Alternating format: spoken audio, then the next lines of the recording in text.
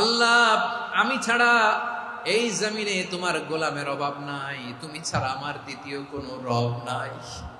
এ কথা বলে চোখের পানি ছেড়ে আল্লাহরে স্বীকৃতি দেন, আল্লাহ আমি পাপী। আল্লাহ, এই জমিনে আমার চেয়ে বড় পাপী আর কেউ নাই। অজু করে সিজদায় লুটিয়ে পড়ে চোখের পানি ছেড়ে আল্লাহরে পাপের স্বীকৃতি দেন। আল্লাহ, এমন কোন জুলুম নাই, গুনাহ নাই আমি করি নাই, সগীরা কবিরা, জেনে না জেনে, ইচ্ছায় অনিচ্ছায়, শিরকি বেদাতি সব গুনাহ করেছি। আল্লাহ, আকাশের নিচে জমিনের উপরে আমার চেয়ে বড় গুনাহগার আর কেউ নাই। চোখের পানি ছেড়ে আল্লাহরে বলেন, আল্লাহ আমি ছাড়া তোমার গোলামের অভাব নাই, তুমি ছাড়া আমার দ্বিতীয় কোনো রব নাই, তুমি ছাড়া তো কেউ আমার গুনাহ ক্ষমা করার নাই, তুমি আমার রব, তুমি আমার সব। বলতে পারবেন? এই তাকরীর আমার পটুয়াখালীর ভাইয়া, এই স্বীকৃতিটা দেখতে আল্লাহ বড্ড ভালোবাসে, কারণ আমরা সবাই গুনাহগার। আমরা সবাই কি? বিশ্বনবী বলেন, কুল্লুকুম খাত্তাউন, বানি আদম, তোমরা সবাই পাপী। সবাই কি? সবাই পাপী। আমরা সবাই পাপী। আপন পাপের বাটখারা দিয়ে অন্যের পাপ মাপি। আমরা যে পাপী এটা ভাবতে মনে চায় না কারণ, খালি অন্যের পাপ দেখি আমরা, এটা ভুল। ওর এই পাপ, ও পাপী, ও জালেম, ও জাহান্নামী, এরকম একটা টেন্ডেন্সি। আমার যে কি হালাত এটার খেয়াল নাই। খেয়াল করতে হবে যে আমি সবচেয়ে বড় পাপী, ঠিক কিনা বলেন? পাপ করি নাই এমন কেউ আছি? হ্যাঁ আছি। কেউ না জানলেও জানে কি আমার পাপের ঘটনা? পৃথিবী না জানুক আমি তো জানি, আমি কি পাপ করেছি। হায় ও আমার কলিজার টুকরা ভাইয়েরা, মাথাটাকে নিচু করে জীবনের সব গুনার ফিরিস্তিগুলো একটা একটা করে স্বীকার করে আল্লাহর বলেন, আল্লাহ আমি পাপী। আল্লাহ, আমার চেয়ে বড় পাপী এই দুনিয়াতে কেউ নাই। আকাশের নিচে জমিনের উপরে আমার চেয়ে বড় পাপী কেউ নাই। একটা একটা করে আল্লাহ স্বীকার করি আমি পাপী। সব পাপের স্বীকৃতি দিলাম। পৃথিবী না জানুক আমি তো জানি, আমি কি পাপ করেছি। হায় আমার পাপের করলে বিচার, বাচার আমার নাই উপায়। দয়াময় তুমি মাফ করো আমায়, মাফ করো আমায়। আল্লাহ তাআলা যদি দয়া করে আমাদেরকে মাফ না করে, আমাদের বাঁচার কোনো উপায় নাই। আপনি কি ভেবেছেন আপনার নামাজ দিয়ে আপনি জান্নাতে যাবেন? আপনি তাহাজ্জুদ গুজার, সেজদা দিতে দিতে কপালে দাগ ফেলেছেন, এটা আপনারা জান্নাতে নেবে না। আপনি এলাকার সবচেয়ে বড় হাতেম তাই, দানশীল, এই দানের ভরসায় বসে আছেন, কশিন কালো না। আমাদের নামাজ, আমাদের রোজা, আমাদের ইবাদত, এগুলোকে মিজানের পাল্লায় উঠালে কোনো ওজনই হবে না। তবে আমাদের একটা কৌশল জানা আছে, আমরা আল্লাহর রহমতের ভিখারি।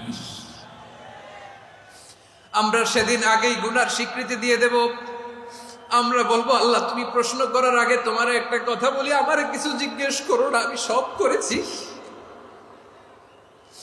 এমন কোন পাপ নাই যে পাপ আমারে দিয়ে হয় নাই। তোমার রহমত দিয়ে তুমি জান্নাতে পাঠাবা, তোমার দয়ায় জান্নাতে যেতে চাই, আমল দিয়ে না। পারবেন বলতে?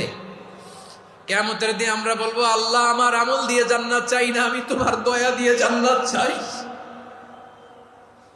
তোমার দয়া ছাড়া আমার কোনো উপায় নাই।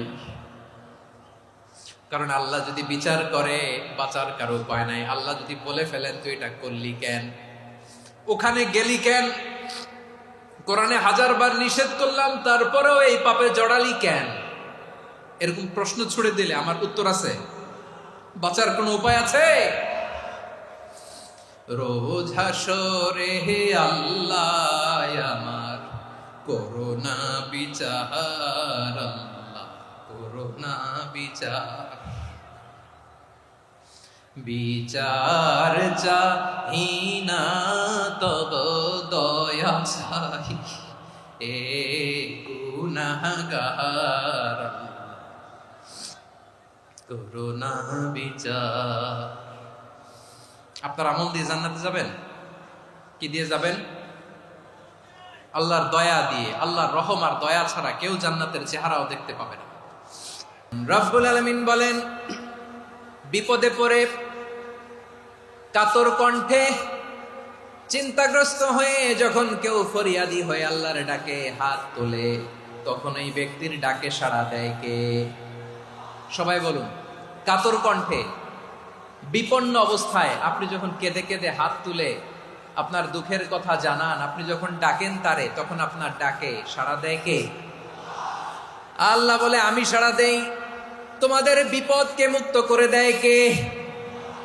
ওই আল্লাহর সাথে কোন উপাস্য আছে নাকি? কিন্তু খুব অল্প সংখ্যক লোকই তোমরা উপদেশ গ্রহণ করো। কথাটা কার? তাহলে বিপন্ন মানবতা যখন কাঁদে, মানুষ যখন বিপদে পড়ে নিরুপায় হয়ে ফরিয়াদ করে, তার ডাক শোনার কেউ নাই একজন ছাড়া। চিল্লায় বলেন তো তিনি কে? এজন্য আমরা ফরিয়াদের হাত কার দিকে তুলব? প্রিয় পটুয়াখালী বলেন, ফরিয়াদের দুটো হাত আমরা কার দিকে তুলব? এবং খেয়াল রাখতে হবে, মাথার সাথে সেট করে নিতে হবে, আল্লাহ ছাড়া আমাকে উদ্ধার করার কেউ নাই। এই পৃথিবীতে কেউ আপন না। প্রিয় ভাইরা, বিপদে পড়লে বোঝা যায় কেউ আপন না। আপন শুধু একজন মহান সত্তা, তিনি কে? এটা কি আপনারা খেয়াল রাখতে পারবেন? হ্যাঁ, বিপদে আপদে কেউ আমাদের বাঁচাতে পারে না, তরাতে পারে না, মুক্তি দিতে পারে না, উদ্ধার করতে পারে না, একমাত্র আমার প্রভু ছাড়া, আল্লাহ ছাড়া। চিল্লায় বলেন ঠিক কিনা? এবং প্রিয় পটুয়াখালীর ভাইয়েরা, মাথার সাথে এটা সেট করে নিতে হবে যে আমাদের পুরো জীবনটাই পরীক্ষা। পুরো জীবনটাই কি? The life is a test. পুরো জীবনটাই পরীক্ষা। এই জীবনে বিপদ আসবে, আপদ আসবে, পরীক্ষা আসবে, সবার জীবনে এটা থাকে। এক একজনের পরীক্ষা এক এক রকম। আমার পরীক্ষা একরকম, মাসুদ ভাইয়ের পরীক্ষা একরকম, চৌধুরী সাহেবের পরীক্ষা একরকম, আপনার পরীক্ষা একরকম, ওনার পরীক্ষা আবার আরেক রকম। পুরো পৃথিবীটাই পরীক্ষা ক্ষেত্র, সবাই পরীক্ষা দিচ্ছি, কিন্তু কারো পরীক্ষা প্রশ্নের সাথে কারোটার মিল নাই। সুবহানাল্লাহ পড়বেন না? পুরোটাই পরীক্ষা ক্ষেত্র, সবাই পরীক্ষার্থী, কিন্তু প্রশ্নপত্র একটার সাথে আরেকটা মিলে না। One doesn't match the other. একজনেরটার সাথে আরেকজনেরটা মিলে না। কাউকে আল্লাহ তাআলা ধনী বানিয়ে পরীক্ষা করেন। কি বানিয়ে? কথা কি বুঝতেছেন নাকি কষ্ট হচ্ছে? কষ্ট হচ্ছে আপনাদের? কাউকে আল্লাহ ধনী বানিয়ে পরীক্ষা করেন, আবার কাউকে আল্লাহ তাআলা গরিব বানিয়ে পরীক্ষা করেন, কাউকে আল্লাহ অসুস্থ বানিয়ে পরীক্ষা করেন। কেউ দেখবেন যে দুরারোগ্য ব্যাধিতে আক্রান্ত, ডাক্তার বলেছে আর সময় নাই, দুরারোগ্য ব্যাধি, ক্যান্সার, যার নেই কোনো অ্যান্সার, তার জন্য পরীক্ষা হচ্ছে এই রোগ। আরেক লোক দেখবেন তার আবার রোগ বালাই নাই, মাশাআল্লাহ, তাকে আল্লাহ তাআলা আর্থিক দৈন্যতা, দারিদ্রতা দিয়ে পরীক্ষা করছেন। এরকম আছে না নাই? টাকা পয়সা নাই, দিন আনে দিন খায়, যা আছে তাতে চলে না, এটা তার জন্য পরীক্ষা। আবার আরেক শ্রেণীর লোক দেখবেন তাকে আল্লাহ অসুস্থতাও দেয় নাই, দারিদ্রতাও দেয় নাই, তার দাম্পত্য জীবনের সমস্যা আছে না নাই? স্ত্রী কথা শোনে না, অথবা ছেলে মেয়ে কথা শোনে না। তাহলে পরীক্ষা সবার জীবনে আছে, এক একজনের পরীক্ষাটা এক এক রকম। আল্লাহ তাআলা দেখতে চায় যে এই পরীক্ষার সময় আমরা কিরকম রেসপন্স করি। How to deal with the test, কিভাবে এই বিপদ আপদ পরীক্ষাগুলোকে আমরা হ্যান্ডেল করব, ডিল করব, এটা হচ্ছে আজকের আলোচনার বিষয়। বুঝতে পেরেছেন সবাই আমার প্রিয় ভাইয়েরা? তাহলে পরীক্ষাময় আমাদের জীবন, বিপদ আপদ পরীক্ষা, এটা মানুষের পিছু ছাড়ে না। সবার জীবনে পরীক্ষা আছে। নবীদের জীবনেও পরীক্ষা ছিল। সাহাবারা জিজ্ঞেস করেছেন, ইয়া রাসূলুল্লাহ, আইয়ুন নাসি আশাদ্দু বালাআন ফিদ দুনিয়া, এই দুনিয়ার বুকে কাদের পরীক্ষা সবচেয়ে বেশি? বিশ্বনবী বলেছেন, আল আম্বিয়া। এই পৃথিবীতে সবচেয়ে বেশি পরীক্ষা আল্লাহ তাআলা নিয়ে থাকেন নবীদের। কাদের? নবীদের। সুম্মাল আমসাল ফাল আমসাল, এরপরে নবীদের পরের স্তরে যারা, তাদের পরীক্ষা। এরপরে তাদের পরের স্তরে যারা, তাদের পরীক্ষা। সিদ্দিকিনদের, শুহাদাদের, সালিহিনদের, আল্লাহওয়ালাদের। যার ঈমান যত মজবুত, তার জীবনে পরীক্ষাও তত বেশি। চিল্লায় বলেন ঠিক কিনা? তাহলে মুমিনরা, বিশ্বাসীরা, আমরা কি পরীক্ষা বিপদ আপদে ভয় পাই? হ্যাঁ, বিপদ দেখলে ভয় লাগে আপনাদের? ভয় লাগে? হ্যাঁ, না, মুমিনরা বিপদে ভয় পায় না, তারা হতাশ হয় না, সুবহানাল্লাহ, তারা নিরাশ হয় না, বিশ্বাসীরা হাল ছেড়ে দেয় না, তারা ভরসা রাখে একজনের উপর, চিল্লায় বলতে হবে তিনি কে। কারণ মুমিন জানে the grief isn't permanent, the test isn't permanent, the struggle in our life isn't permanent. আমাদের জীবনের দুঃখ, কষ্ট, স্ট্রাগল এগুলো পার্মানেন্ট নয়। After every difficulties there is an ease. সব কষ্টের পরেই একটা সুখ আছে না নাই? রব্বুল আলামিন বলেন ফাইন্না মাআল উসরি ইউসরা, ইন্না মাআল উসরি ইউসরা, ভয় পেও না, চিন্তা করো না, কষ্টের সাথেই আমি রেখে দিয়েছি স্বস্তি। সুবহানাল্লাহ বলেন। মুমিন জীবনে বিপদ যত বেশি, কষ্ট যত বেশি, তার সামনে সফলতা তার চেয়েও বেশি, ঠিক কিনা বলেন? কারণ বিশ্বাসীরা জানে রাত্রি যত গভীর হয়, সুবহে সাদিকের সময় তত আগাতে থাকে। গর্ভবতী নারীর পেটের ব্যথা যত বাড়তে থাকে, ঘরে নতুন মেহমান আগমনের সময় ঘনাতে থাকে। মুমিনদের উপর বিপদ, অত্যাচার, আপদ, পরীক্ষা যত বাড়তে থাকে, কালেমার পতাকা উড্ডয়নের সময় কাছে আসতে থাকে। বিশ্বাসীদের এগুলো হিসাব মিলানো অনেক আগে, এগুলো অনেক আগে হিসাব মিলানো।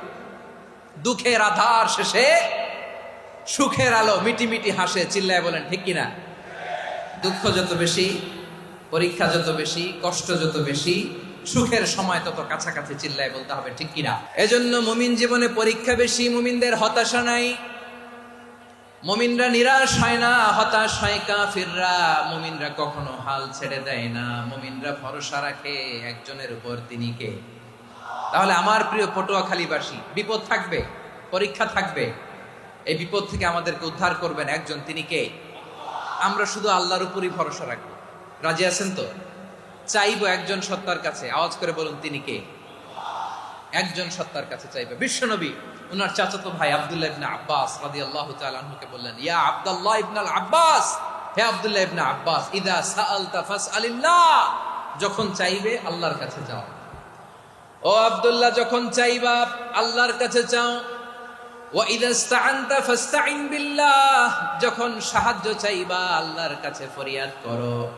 জেনে রেখো ও আব্দুল্লাহ, ওয়া'লাম আন্নাল উম্মাতা লাউ ইজতামাআত আলা আন ইয়ানফাউকা বিশাইইন লাম ইয়ানফাউকা ইল্লা বিশাইইন ক্বাদ কাতাবাহু আল্লাহু লাক। ও আব্দুল্লাহ, জেনে রেখো, মনে রেখো, গোটা বিশ্বের সবাই মিলে যদি তোমার উপকার করতে চায়, ততটুকুই তারা করতে পারবে যতটুকু আল্লাহ তোমার নসিবে সেটা লিখে রেখেছে, ঠিক কিনা বলেন? আর যদি গোটা বিশ্বের সবাই মিলে তোমার বিরুদ্ধে কনস্পাইরেসি করে, ষড়যন্ত্র করে, গোটা বিশ্বের সবাই মিলেও যদি তোমার ক্ষতি করতে চায়, ততটুকুই শুধু পারবে যেটা আল্লাহ তোমার জন্য বরাদ্দ রেখেছে। যতটুকু আল্লাহ তাআলা তোমার জন্য বরাদ্দ রেখেছে অতটুকুই ক্ষতি করতে পারবে, আর এক চুল বেশিও করতে পারবে না, কমও করতে পারবে না, চিল্লায় বলেন ঠিক কিনা? এজন্য আমরা চাইবো কার কাছে? সবাই বলেন নাই, আওয়াজ করে বলেন কার কাছে? সব সময় আমরা আল্লাহর কাছে চাইবো, বিপদে আপদে, সুখে দুঃখে, সচ্ছল অবস্থায় অসচ্ছল অবস্থায়, পরাজয়ের সময় বিজয়ের সময়, সব সময় আমরা ভরসা রাখবো কার উপর? সবাই বলুন। একদল লোক আছে যারা বিপদে পড়লে আল্লাহরে ডাকে, আছে না নাই? পটুয়াখালীতে মাশাআল্লাহ নাই। বিপদ আসলে আল্লাহরে ডাকে, বিপদ নাই আল্লাহও নাই। বিপদে পড়লে নামাজ পড়ে, বিপদও নাই নামাজও নাই। বিপদে পড়লে জিকির করে, বিপদ যখন চলে যায় ওদের জিকিরও বন্ধ হয়ে যায়। এরকম আছে না নাই? কিছু লোক দেখবেন পরীক্ষা আসলে নামাজ পড়ে, আছে আছে? জেনজি আওয়াজ করো, এরকম আছে? এই কমন পড়ে গেছে, কমন পড়ছে। দেখবেন পরীক্ষার সময় নামাজ পড়ে, পরীক্ষাও নাই নামাজও আছে। এরকম কিছু লোক আছে অসুস্থ হলে আল্লাহরে বড্ড ভালোবাসে, আল্লাহরে খুব ডাকে। অসুস্থ হইলে অসুস্থতাও নাই, আল্লাহ স্মরণও নাই। দেখবেন কিছু লোক নির্বাচন আসলে খুব আল্লাহওয়ালা হয়ে যায়, তখন দেখবেন মাথার মধ্যে হেজাব লাগায়, পাঞ্জাবি লাগায়, আল্লাহওয়ালা হয়ে যায়। নির্বাচনও নাই, এরপরে আল্লাহর কথাও নাই, আছে না নাই? না, এরকম হওয়া যাবে না। সব সময় আমরা আল্লাহরে ডাকবো, বিপদে আপদে সব সময় ভরসা রাখবো আমরা একজনের উপর। আওয়াজ করে বলেন, তিনি কে? এ কথায় আল্লাহ তাআলা আমাদের চোখে আঙ্গুল দিয়ে জানিয়ে দিলেন, ফাইদা রাকিবু ফিল ফুলকি দা'আউল্লাহা মুখলিসিনা লাহুদ্দিন ফালাম্মা নাজ্জাহুম ইলাল বাররি ইযা হুম ইউশরিকুন। আল্লাহ বলে, একদল লোক আছে, তারা যখন নৌযানে চড়ে, জলযানে চড়ে, সাগরের মধ্যে যখন জাহাজে চড়ে, লঞ্চে চড়ে, তারা যখন তুফানের সম্মুখীন হয়, তখন তারা আল্লাহরে বড্ড বেশি ডাকে, একান্ত ভাবে ডাকে, বিশুদ্ধ চিত্তে ডাকে। আবার তুফান থেকে তাদেরকে সেফ জোনে নিয়ে, নিরাপদ জোনে নিয়ে যখন বন্দরে আমি আল্লাহ তাদেরকে ভিড়িয়ে দেই, ওই লোকগুলো আবার আমি আল্লাহর সাথে শিরিক করে। এরকম আছে না নাই? জাহাজে উঠছে, সাগরের মাঝখানে তুফান, ওই সময় দেখবেন আল্লাহ কারে কয়। এই কথা তো আপনাদেরকে বোঝানো সহজ, আপনারা তো নদীর দেশের মানুষ। লঞ্চে চড়েন নাই কারা কারা দেখি? লঞ্চে চড়ছেন? হ্যাঁ, লঞ্চে চড়ে নাই এরকম একজনও নাই এখানে। আচ্ছা, লঞ্চে উঠছেন কে কে দেখি? মাশাআল্লাহ, মাশাআল্লাহ, মাশাআল্লাহ। ঠিক আছে, আপনাদের বোঝানো সহজ। আচ্ছা, লঞ্চে উঠে তুফানের সম্মুখীন হয়েছেন, জলোচ্ছ্বাস সবাই, মাশাআল্লাহ। তো এই ওয়াজ তো আপনাদের মুখস্থ, ঠিক কিনা বলেন? আমার বলার দরকার নাই, বলেন। মাঝ নদী, তুফান, জলোচ্ছ্বাস, জলের মধ্যে উচ্ছ্বাস, ঢেউ, টর্নেডো, সাইক্লোন, মেঘের ঘনঘটা, পরিবেশ ঘুটঘুটে অন্ধকার, লঞ্চ একবার এদিকে আরেকবার ওইদিকে, ভিতরে কি অবস্থা হয় বলেন তো? হ্যাঁ, তখন মুসলিম আল্লাহর ডাকে, হিন্দু আল্লাহর ডাকে, ঠিক কিনা বলেন? আস্তিক আল্লাহর ডাকে, নাস্তিক আল্লাহর ডাকে, ঠিক কিনা? লঞ্চের ভেতর, স্টিমারের ভেতর কান্নারে রোল পড়ে যায়, চিৎকারের রোল পড়ে যায়, সবার মুখ দিয়ে শুধু একটা আওয়াজ, লা ইলাহা লা ইলাহা লা ইলাহা সুবহানাল্লাহ আলহামদুলিল্লাহ লা ইলাহা। আল্লাহ নামের জিকির করবে যারা, আল্লাহর কাছে প্রিয় তারা, আল্লাহর কাছে প্রিয় যারা, জান্নাতে প্রবেশ করবে তারা, জোরে লা ইলাহা লা ইলাহা ইল্লাল্লাহ লা ইলাহা ইল্লাল্লাহ মুহাম্মাদুর রাসূলুল্লাহ সাল্লাল্লাহু আলাইহি ওয়াসাল্লাম। আমার প্রিয় পটুয়াখালীবাসী, তাহলে লঞ্চের ভেতরে যখন আমরা তুফানের মধ্যে পড়ি, তখন সবাই মিলে আমরা একটা নামের জিকির করি। নামটা কার? মুসলমানেরাও ডাকে, হিন্দুরাও ডাকে, আস্তিকও ডাকে, নাস্তিকও ডাকে, সবাই ডাকে একজনকে, তিনি কে? আবার দেখবেন ওই আল্লাহ তুফানের পরে, ঝড়ের পরে ওই লঞ্চটাকে যখন সদর ঘাটে ফিরিয়ে দেয়, আবার আমরা নাফরমানি শুরু করে দেই। সে কোথায় আল্লাহ বললেন, ফাইদা রাকিবু ফিল ফুলকি দা'আউল্লাহা মুখলিসিনা লাহুদ্দিন ফালাম্মা নাজ্জাহুম ইলাল বাররি ইযা হুম ইউশরিকুন। সাগরে যখন তুফানে পড়ে আমি আল্লাহর ডাকে, আবার আমি আল্লাহ যখন বাঁচিয়ে দেই, আবার আমি আল্লাহর সাথে শিরিক শুরু করে। আমরা কি এরকম হতে চাই নাকি? এরকম করবেন? হ্যাঁ না, আমরা তুফানে পড়লেও আল্লাহরে ডাকি, আবার বাঁচায় দেওয়ার পরেও ডাকি কারে? আল্লাহকেই ডাকি। বিমানের মধ্যে মাঝে মাঝে দেখবেন যে এয়ার টার্বুলেন্স হয়, জানেন? এয়ার টার্বুলেন্স জানেন তো? মাঝে মাঝে বিমানটা বাউন্সিং করে, বাম্পি, ভেরি বাম্পি ওয়েদার। শোনেন নাই? 40,000 ফিট উপরে যখন থাকে, তখন পাইলট মাঝে মাঝে বলে, dear passengers, ladies and gentleman, right now we are flying 40,000 feet above the ground and we are passing very air turbulence, very heavy air turbulence right now. Please fasten your seatbelt. দেখবেন মাঝে মাঝে বলে যে ভদ্র মহিলা ভদ্র মহোদয়গণ, আমরা 40,000 ফিট উপর দিয়ে যাচ্ছি আর এয়ার টার্বুলেন্স ফেস করছি, মেহেরবানি করে আল্লাহর হস্তে সিট বেল্ট বাঁধুন। তখন বিমানটা এরকম বাউন্সিং করে, শেকিং করে। আপনারা মুখোমুখি হয়েছেন?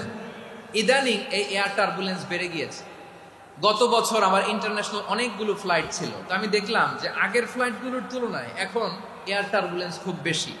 আমি একটু রিসার্চ করে দেখলাম ক্লাইমেট চেঞ্জের কারণে, জলবায়ু পরিবর্তনের কারণে আকাশের বাতাসের মুভমেন্টে পরিবর্তন হয়েছে, ফলে এখন বিমান শেকিং করে বেশি, বাউন্সিং, বাম্পি ওয়েদার।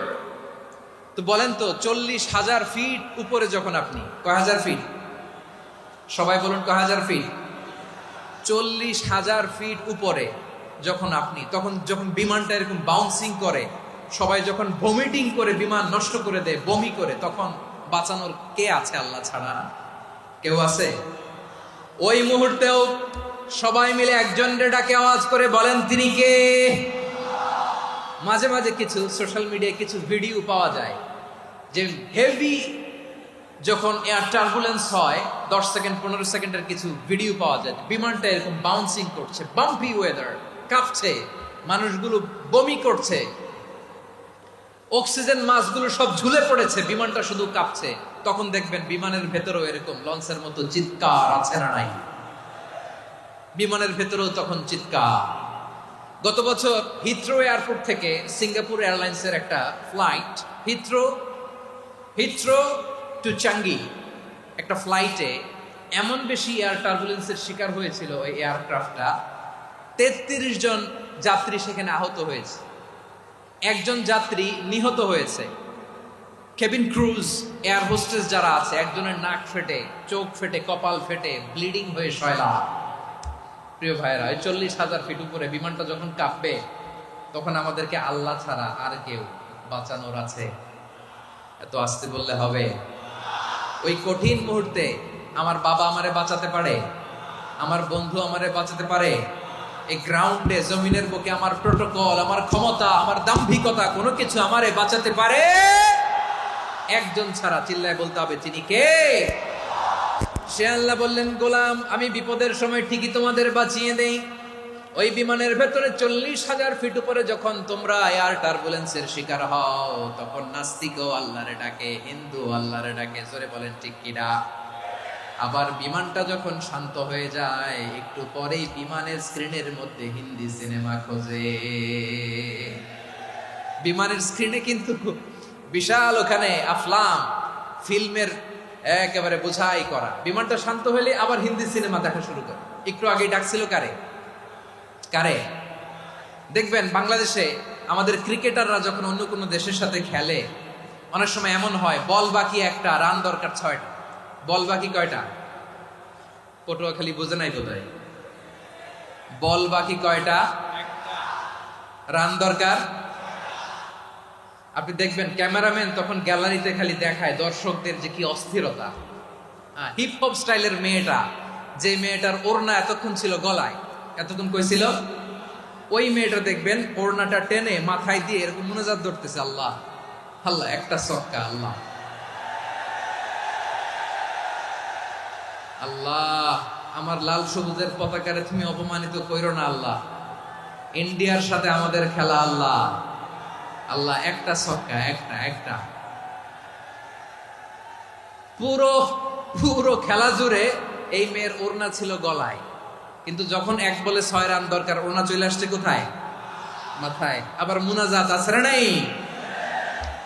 ঠিকই বাংলাদেশের দামাল ছেলে এমন এক শট মারলো, বল চলে গেল স্টেডিয়ামের বাইরে, ছক্কা, জিতে গেলাম আমরা। পুরো স্টেডিয়াম জুড়ে চিৎকার, হই হুল্লোড়, মৌজ মাস্তি। যেই মেয়েটা মাথার মধ্যে ওড়না দিয়ে এতক্ষণ সুবহানাল্লাহ সুবহানাল্লাহ বলে আল্লাহর কাছে দোয়া করেছে, ওই মেয়ে এখন আবার ওড়না ফেলে দিয়ে নাচা শুরু করে দিয়েছে। তাহলে আল্লাহর ভয়, আল্লাহর প্রতি আস্থা, বিশ্বাস, ভালোবাসা, এটা কি ক্ষণিকের জন্য? মানে আমার যখন লাগবে তখন আল্লাহর ইউজ করবো নাকি? হ্যাঁ, বিপদে আপদে, সুখের সময় দুঃখের সময়, সচ্ছল অসচ্ছল অবস্থায় বিশ্বাসীরা ভরসা রাখে একজনের উপর। চিৎকার করে বলো, পটুয়াখালী তিনি কে? সে আল্লাহ বললেন, গোলাম মনে করো না জাহাজ থেকে সদরঘাটে ভিড়িয়ে দিলাম তুমি নিরাপদ হয়ে গেছো, মনে করো না 40,000 ফিট থেকে সেফ ল্যান্ডিং এর পরে এয়ারপোর্টে নেমে গেলেই তুমি নিরাপদ হয়ে গেছো। ও মিয়া, বিপদ কি শুধু সাগরে আর আকাশে? ঘরের ভেতরও বিপদ আসতে পারে কি পারে না? এজন্য সূরা মুলকে আল্লাহ বললেন, আমিনতুম মান ফিস সামাই আন ইয়াখসিফা বিকুমুল আরদা ফাইদা হিয়া তামুর। তোমরা কি ভাবছো তোমরা নিরাপদ? সাগরের মধ্যে তুফান, আল্লাহ আল্লাহ ডাকলাম, সদরঘাটে যেয়ে পড়ছি, বাইসে গেছেন তো আপনি। আর পাবে আপনারে আল্লাহ? আল্লাহর তো সাগরের মাঝখানে তো আল্লাহ আপনারে পাইছিল, আর তো পাবে না। আর পাবে আপনারে? আর আল্লাহ ধরতে পারবে আপনারে? ঘরের ভেতরও বিপদ দিয়ে আটকাতে পারে কে? 5 স্টার 7 স্টার হোটেলের ভেতরও আমাকে বিপদের মধ্যে ফেলে দিতে পারেন কে? আল্লাহ বললেন, তোমরা কি ভেবেছো তোমরা নিরাপদ? আমি চাইলে ল্যান্ডস্লাইডস, ভূমি ধস দিয়ে 1 লক্ষ 1 মুহূর্তে নিয়ে যেতে পারি। এক সুনামি দিয়ে থাপ্পড় মেরে 3 লক্ষ সাগরের ভেতরে ঢুকায় দিতে পারি। 1 সেকেন্ডও লাগে না আমার। أم أمنتم من في السماء أن يرسل عليكم حاصبا فستعلمون كيف نذير। আল্লাহ চাইলে আকাশ থেকে পাথর বৃষ্টি নাজিল করতে পারেন কি পারেন না? এই মুহূর্তে এখানে ভূমিকম্প দিতে পারেন কি পারেন না? আচ্ছা, ভূমিকম্প যখন হয় আমাদের কারো হুঁশ থাকে? আপনি মনে করছেন আমরা সাধারণ মানুষ, আমরা দৌড় দেই, আর প্রেসিডেন্ট প্রধানমন্ত্রী ওনারা বুঝি খাটে শুয়ে থাকে? কথা বুঝে নাই বোধহয়।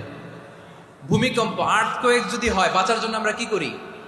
হয় খাটের তলায়, ডাইনিং টেবিলের নিচে, উপরে শক্ত কিছু আছে এটার নিচে, অথবা ঘর থুইয়া দেও দৌড়। তো প্রধানমন্ত্রী উনি কি করে? প্রেসিডেন্ট উনি কি করে? হ্যাঁ, উনি খাটের মধ্যে যে শুয়ে থাকে নাকি? উনিও দৌড়, সাধারণ মানুষও দৌড়, প্রধানমন্ত্রীও দৌড়, বাড়িওয়ালাও দৌড়, ভাড়াটিয়াও দৌড়, সবাই দৌড়। নাকি ভাড়াটিয়ারা বাড়ি থুইয়া দৌড়, বাড়িওয়ালারা আর বেরোয় না? এরকম না। তাহলে যে কোনো মুহূর্তে ভূমিকম্প দিয়ে নাস্তানাবুদ করতে পারে কে? আমার প্রিয় ভাইয়েরা, আমরা নিরাপদ নই, আমরা তার দয়ায় বেঁচে আছি। কার দয়ায়?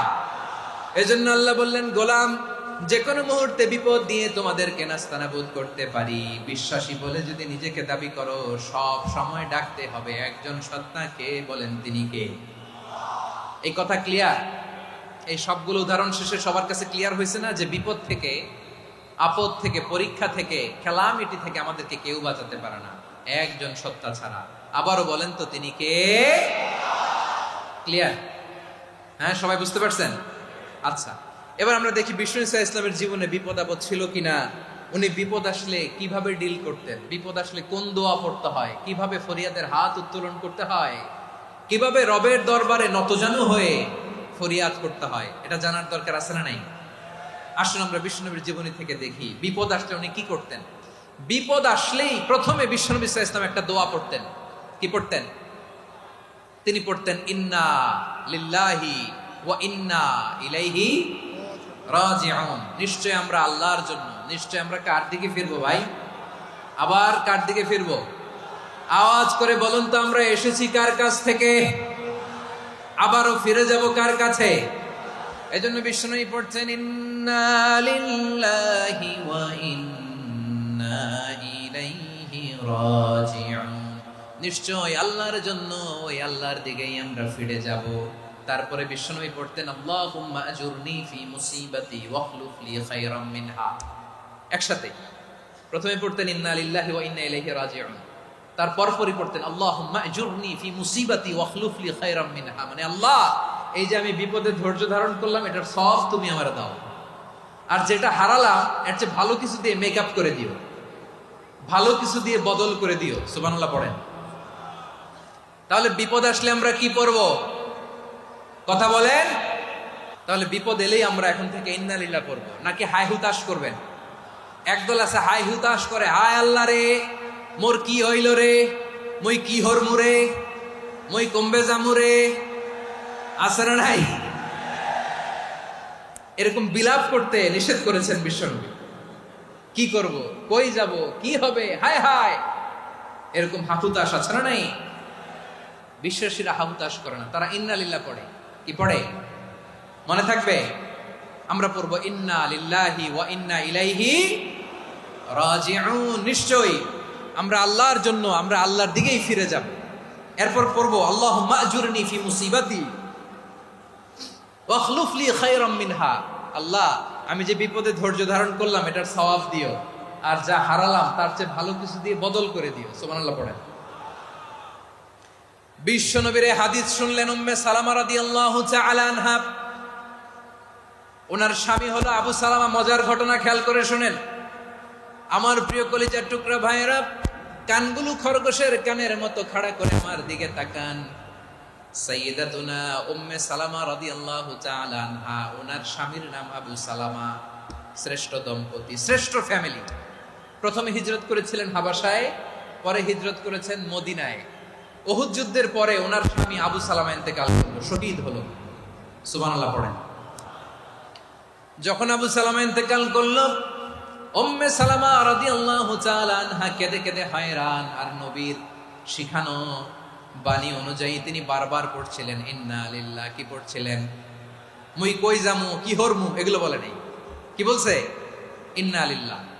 যেহেতু বিশ্বনবী বলেছেন কেউ যদি বিপদের প্রথম ধাক্কায় পড়ে ইন্না লিল্লাহি ওয়া ইন্না ইলাইহি রাজিউন, আল্লাহুম্মা আজুরনি ফি মুসিবাতি ওয়া আখলুফ লি খায়রাম মিনহা, তাহলে এই বিপদে যে সে যা হারালো তার চেয়ে শ্রেষ্ঠ কিছু দিয়ে আল্লাহ তার বদল দিয়ে দিবে।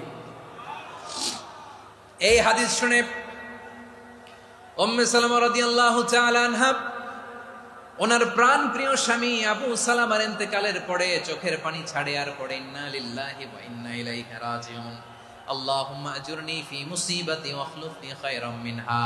বারবার এই দোয়া পড়ে চোখের পানি ছাড়ে, এই দোয়া পড়ে চোখের পানি ছাড়ে। আর মনে মনে বলে আবু সালামার মতো ভালো মানুষ মদিনাতে নাই, আবু সালামার চেয়েও ভালো মানুষ মদিনাতে নাই। তার চেয়ে ভালো মানুষ কি করে আল্লাহ তাআলা আমারে দিবে? তার চেয়ে ভালো মানুষ তো আমি মদিনাতে দেখি না। চোখের পানি দিয়ে বুক ভাসায় আর নবীর হাদিসের উপর আমল করে পড়ে ইন্না লিল্লাহি ওয়া ইন্না ইলাইহি রাজিউন, ইন্না লিল্লাহি ওয়া ইন্না ইলাইহি রাজিউন। পড়তে পড়তে চোখের পানি ছাড়ে আর চিন্তা করে বিশ্বনবী বললেন এই দোয়া পড়লে যেটা হারালাম তার চেয়ে ভালো কিছু দিয়ে আল্লাহ পুরস্কার দেয়। আবু সালামের চেয়ে ভালো মানুষ মদিনার মধ্যে আর কে হতে পারে? কি আজীব তামাশা, কি অবাক করা ঘটনা। কিছুদিন পরে দেখা গেল সাইয়্যিদুল মুরসালিন রাহমাতাল লিল আলামিন স্বয়ং বিশ্ব নবী উম্মে সালামাকে বিয়ের প্রস্তাব পাঠিয়েছে। স্বয়ং বিশ্ব নবী উম্মে সালামা রাদিয়াল্লাহু তাআলা আনহাকে বিয়ের প্রস্তাব পাঠিয়েছেন। উনি রাজি হয়ে গেলেন, বিয়ে হয়ে গেল। উনি হয়ে গেলেন উম্মুল মুমিনিন, আমাদের মা, পুরো মুসলিম উম্মার মা। চিৎকার করে বলেন আল্লাহু আকবার। তাহলে আমার প্রাণ প্রিয় ভাইয়েরা, বিপদে পড়লে আমরা পড়বো ইন্না লিল্লাহি ওয়া ইন্না ইলাইহি রাজিউন, আল্লাহুম্মা আজুরনি ফি মুসিবাতি ওয়া আখলুফ লি খায়রাম মিনহা। পড়বেন? পড়বেন না? যারা যারা বিপদ আসলে এই দোয়াটা পড়বেন এখন থেকে আওয়াজ করে ইনশাআল্লাহ বলেন। যা হারাইছেন তার চেয়ে শ্রেষ্ঠ জিনিস দিয়ে বদলা দিবে কে? বিশ্বাস হয়? একটু সন্দেহ লাগে মনে হয়, একটু সন্দেহ সন্দেহ আছে? যাদের বিশ্বাস হবে তাদের কি আল্লাহ উত্তম বদলা দিবে, ঠিক কিনা বলেন? তাহলে বিপদে পড়লেই প্রথমে আমরা এটা পড়ব। দোয়াগুলো যদি এখন মুখস্থ না হয়, এই যে রেকর্ডিং হচ্ছে, পেয়ে যাবেন, কালকেই পেয়ে যাবেন। শুনে শুনে মুখস্থ করবেন। আমার মায়েরা, আমার বোনেরা, আপনাদের জন্য 3টি মাঠের অ্যারেঞ্জমেন্ট করা হয়েছে, আমি জানি। আপনারা এই দোয়াগুলো পড়বেন, আপনার স্বামীকে শেখাবেন, সন্তানকে শেখাবেন, আপনার পুরো পরিবারটাকে জান্নাতের টুকরো বানিয়ে দিবে কে? তাহলে বিপদ আসলে প্রথমে কি পড়তে হবে এটা জেনে গেলাম। এরপরে বিপদ আসলে নিজেকে কি করে আল্লাহর কাছে সঁপে দিতে হয় এটাও জানার দরকার আছে না নাই? বিপদে প্রথমে ইন্না লিল্লাহ পড়লাম, ধৈর্য ধারণ করলাম, বিপদ থেকে উদ্ধারের সর্বোচ্চ চেষ্টা করলাম। আমার কাজ যখন শেষ তখন আমি আমার এই বিষয়টা আল্লাহর কাছে সঁপে দিব। কার কাছে সুপর্দ করব? কার কাছে? বিপদে বললে কেমন করে নিজেকে আল্লাহর কাছে সঁপে দিতে হয় আসুন সাইয়েদনা ইব্রাহিম আলাইহিস সালামের জীবনী থেকে জানি। আল্লাহর খলিল ইব্রাহিম আলাইহিস সালাম আমাদের মতো সমাজ ব্যবস্থা পায় নাই। আমরা জন্মের পরে আমাদের কানের ভেতরে আজান দিয়েছে কে? একামত দিয়েছে কে? আমাদের বাপদাদারা আমাদের কানে আজান দিয়েছে কি? দেয় নাই।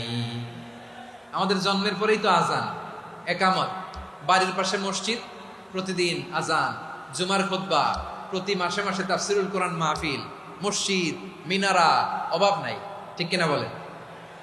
আপনি যেই সুন্দর ইসলামিক এনভায়রনমেন্ট পেয়েছেন, আমাদের ইব্রাহিম খালিল উনিও কি এরকম পেয়েছিলেন?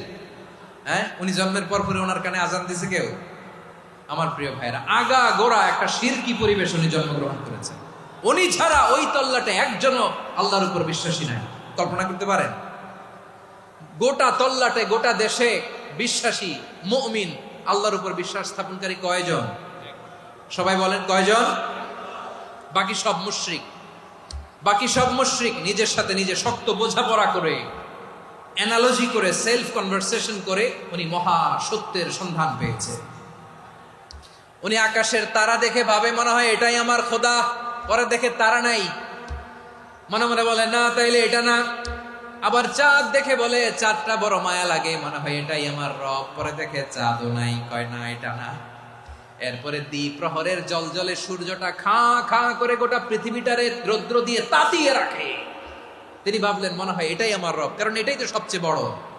কিন্তু বিকেল বেলা ওই সূর্যটাও যখন চলে যায়, সাইয়েদনা ইব্রাহিম বলে না এটাও তো নাই, আমার খোদা যদি আমারে ছেড়ে চলে যায়, বিপদে পড়লে আমারে উদ্ধার করবে কে? এভাবে নিজের সাথে অ্যানালজি, সেলফ কনভারসেশন করতে করতে করতে তিনি মহা সত্যের সন্ধান পেয়েছেন। সুবহানাল্লাহ পড়েন। সব শেষে তিনি ডিসিশন নিয়ে ঘোষণা দিলেন, ইন্নী ওয়াজ্জাহাতু ওয়াজহিয়া লিল্লাযী ফাতারাস সামাওয়াতি ওয়াল আরদা হানিফান ওয়া মা আনা মিনাল মুশরিকিন। নিশ্চয় আমি এমন সত্তার দিকে মনোনিবেশ করলাম, মুখাপেক্ষী হলাম, যিনি আকাশ বানিয়েছেন, জমিন বানিয়েছেন, আমি মুশরিক নই। সুবহানাল্লাহ। পারতেন? আপনি পারতেন? কেউ নাই, লক্ষ লক্ষ মুশরিক, আপনি একা। ওনার মতো এরকম বিচক্ষণতা দিয়ে আল্লাহরে খুঁজে পাইতে পারতেন আপনি? কি নবী ছিল, আল্লাহকে খুঁজে পেয়েছে। যখন আল্লাহর ইবাদত শুরু করলো, এই কথা ছড়ায় পড়লো চারদিকে। নমরুদ সাইয়েদনা ইব্রাহিমকে ডেকে পাঠালেন। নমরুদ বলে, ইব্রাহিম তুমি নাকি মূর্তির পূজা না করে কোন নতুন রবের ইবাদত করো, কে তোমার রব? সাইয়েদনা ইব্রাহিম বললেন, রব্বি আল্লাযী ইউহয়ী ওয়া ইউমীত, আমি এমন রবের ইবাদত করি যিনি জীবন দেন, যিনি মৃত্যু দেন। নমরুদ বলে, তাই নাকি? তোমার রব জীবন দেয়, মৃত্যু দেয়, আর এটা তো আমি দেই, আমিও তো জীবন দেই, আমিও তো মৃত্যু দেই। সাইয়েদনা ইব্রাহিম বললেন, কেমন করে তুমি জীবন দাও, মৃত্যু দাও, একটু দেখাও তো। নমরুদ জেলখানা থেকে দুজন কয়েদিকে ডেকে আনলো। কয়েদি এনে অর্ডার করলো, একটাকে এখনই শিরোচ্ছেদ, হেড অফ, ডেথ পেনাল্টি, মৃত্যুদণ্ড দেয়া হলো, ফিনকি দিয়ে রক্ত বেরোলো। নমরুদ বলে, দেখো দুজনকে ধরে আনলাম, একজন কয়েদিকে দিলাম ডেথ পেনাল্টি, মৃত্যুদণ্ড, ওরে মৃত্যু দিলাম। আরেকজন যে দাঁড়িয়ে আছে, চাইলে ওরেও আমি মৃত্যুদণ্ড দিতে পারি, কিন্তু না, ওরে আমি দিব না, ওরে আমি বাঁচাইয়া দিলাম, ছেড়ে দিলাম, মানে জীবন দিলাম। দেখো ইব্রাহিম, তোমার চোখের সামনে একজনরে মৃত্যু দিলাম, আর একজনরে জীবন দিলাম। আপাত দৃষ্টিতে তাই তো, একজনরে তো জীবন দিল, আরেকজনরে মৃত্যু দিল। সাইয়েদনা ইব্রাহিম এবার বিপাকে পড়ে গেলেন। কিন্তু এক একজন নবীকে আল্লাহ এমন উইজডম, বিচক্ষণতা দিয়ে এই জমিনে পাঠিয়েছেন। মুহূর্তের মধ্যে আল্লাহর খলিল ইব্রাহিম বললেন, فإن الله يأتي بالشمس من المشرق فأت بها من المغرب فبهت الذي كفر।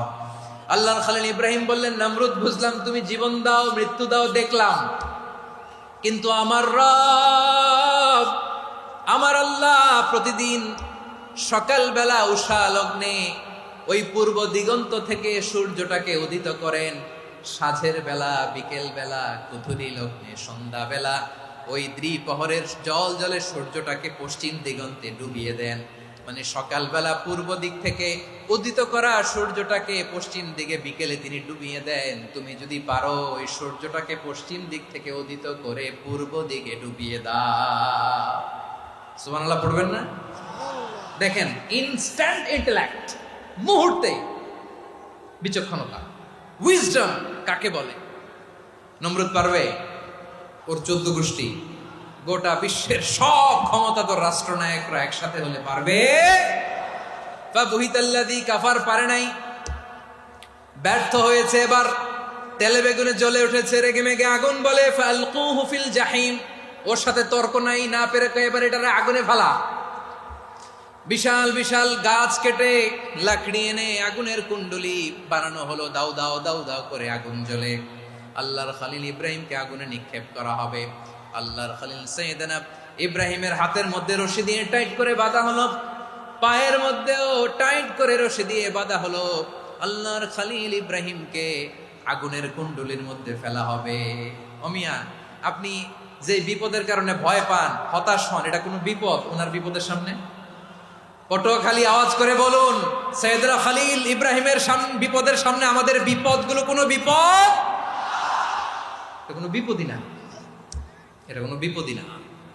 হাত পা বেঁধে টাইট করে নিক্ষেপ করা হবে, সিম্পলি ফেলা যাবে না, কারণ দাও দাও করে দ্য ব্লেজিং ফায়ার, এমন আগুনের কুণ্ডলি, কাছে যাওয়া যায় না, আগুনের উত্তাপে নিক্ষেপ করা হবে। হাতে রশি বেঁধে, পায়ে রশি বেঁধে আল্লাহর খলিল ইব্রাহিম আলাইহিস সালামকে আগুনের মধ্যে নিক্ষেপ করা হবে। আহা, এটার বলে অগ্নি পরীক্ষা। উনি অগ্নি পরীক্ষার সম্মুখীন হয়েছিলেন। এজন্য কঠিন পরীক্ষাকে আমরা অগ্নি পরীক্ষার সাথে তুলনা করি, ঠিক কিনা? সাইয়েদনা জিবরাইল এসে বললেন, ও আল্লাহর খলিল, ওরা তো আপনার হাতও বেঁধে ফেললো, পাও বেঁধে ফেললো, নড়াচড়ার সুযোগ নাই, বলেন আমি জিবরিল ফেরেশতা আপনার জন্য কি করতে পারি? আল্লাহর খলিল ইব্রাহিম বলেন, ও জিবরাইল, তোমার কাছে আমার কোনো চাওয়া পাওয়া নাই। সুবহানাল্লাহ বলেন। তোমার কাছে বলার কিছু নাই, তোমার সাহায্যের আমার দরকার নাই।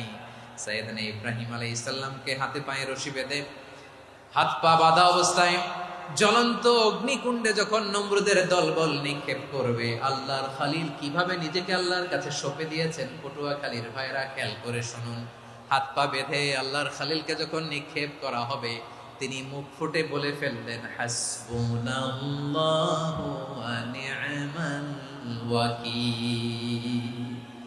হাসবুনাল্লাহু ওয়া নি'মাল ওয়াকিল, আমার জন্য আল্লাহই যথেষ্ট, আমার জন্য আল্লাহই যথেষ্ট। তিনি আমার সবচেয়ে বড় গার্ডিয়ান, তিনি আমার সবচেয়ে বড় অভিভাবক। জিব্রাইলের সাহায্যের অফারকে ফিরিয়ে দিলেন, দুনিয়ার বুকে কারো কাছে কিছু বলেন নাই, মুখ ফুটে বলেছেন হাসবুনাল্লাহ।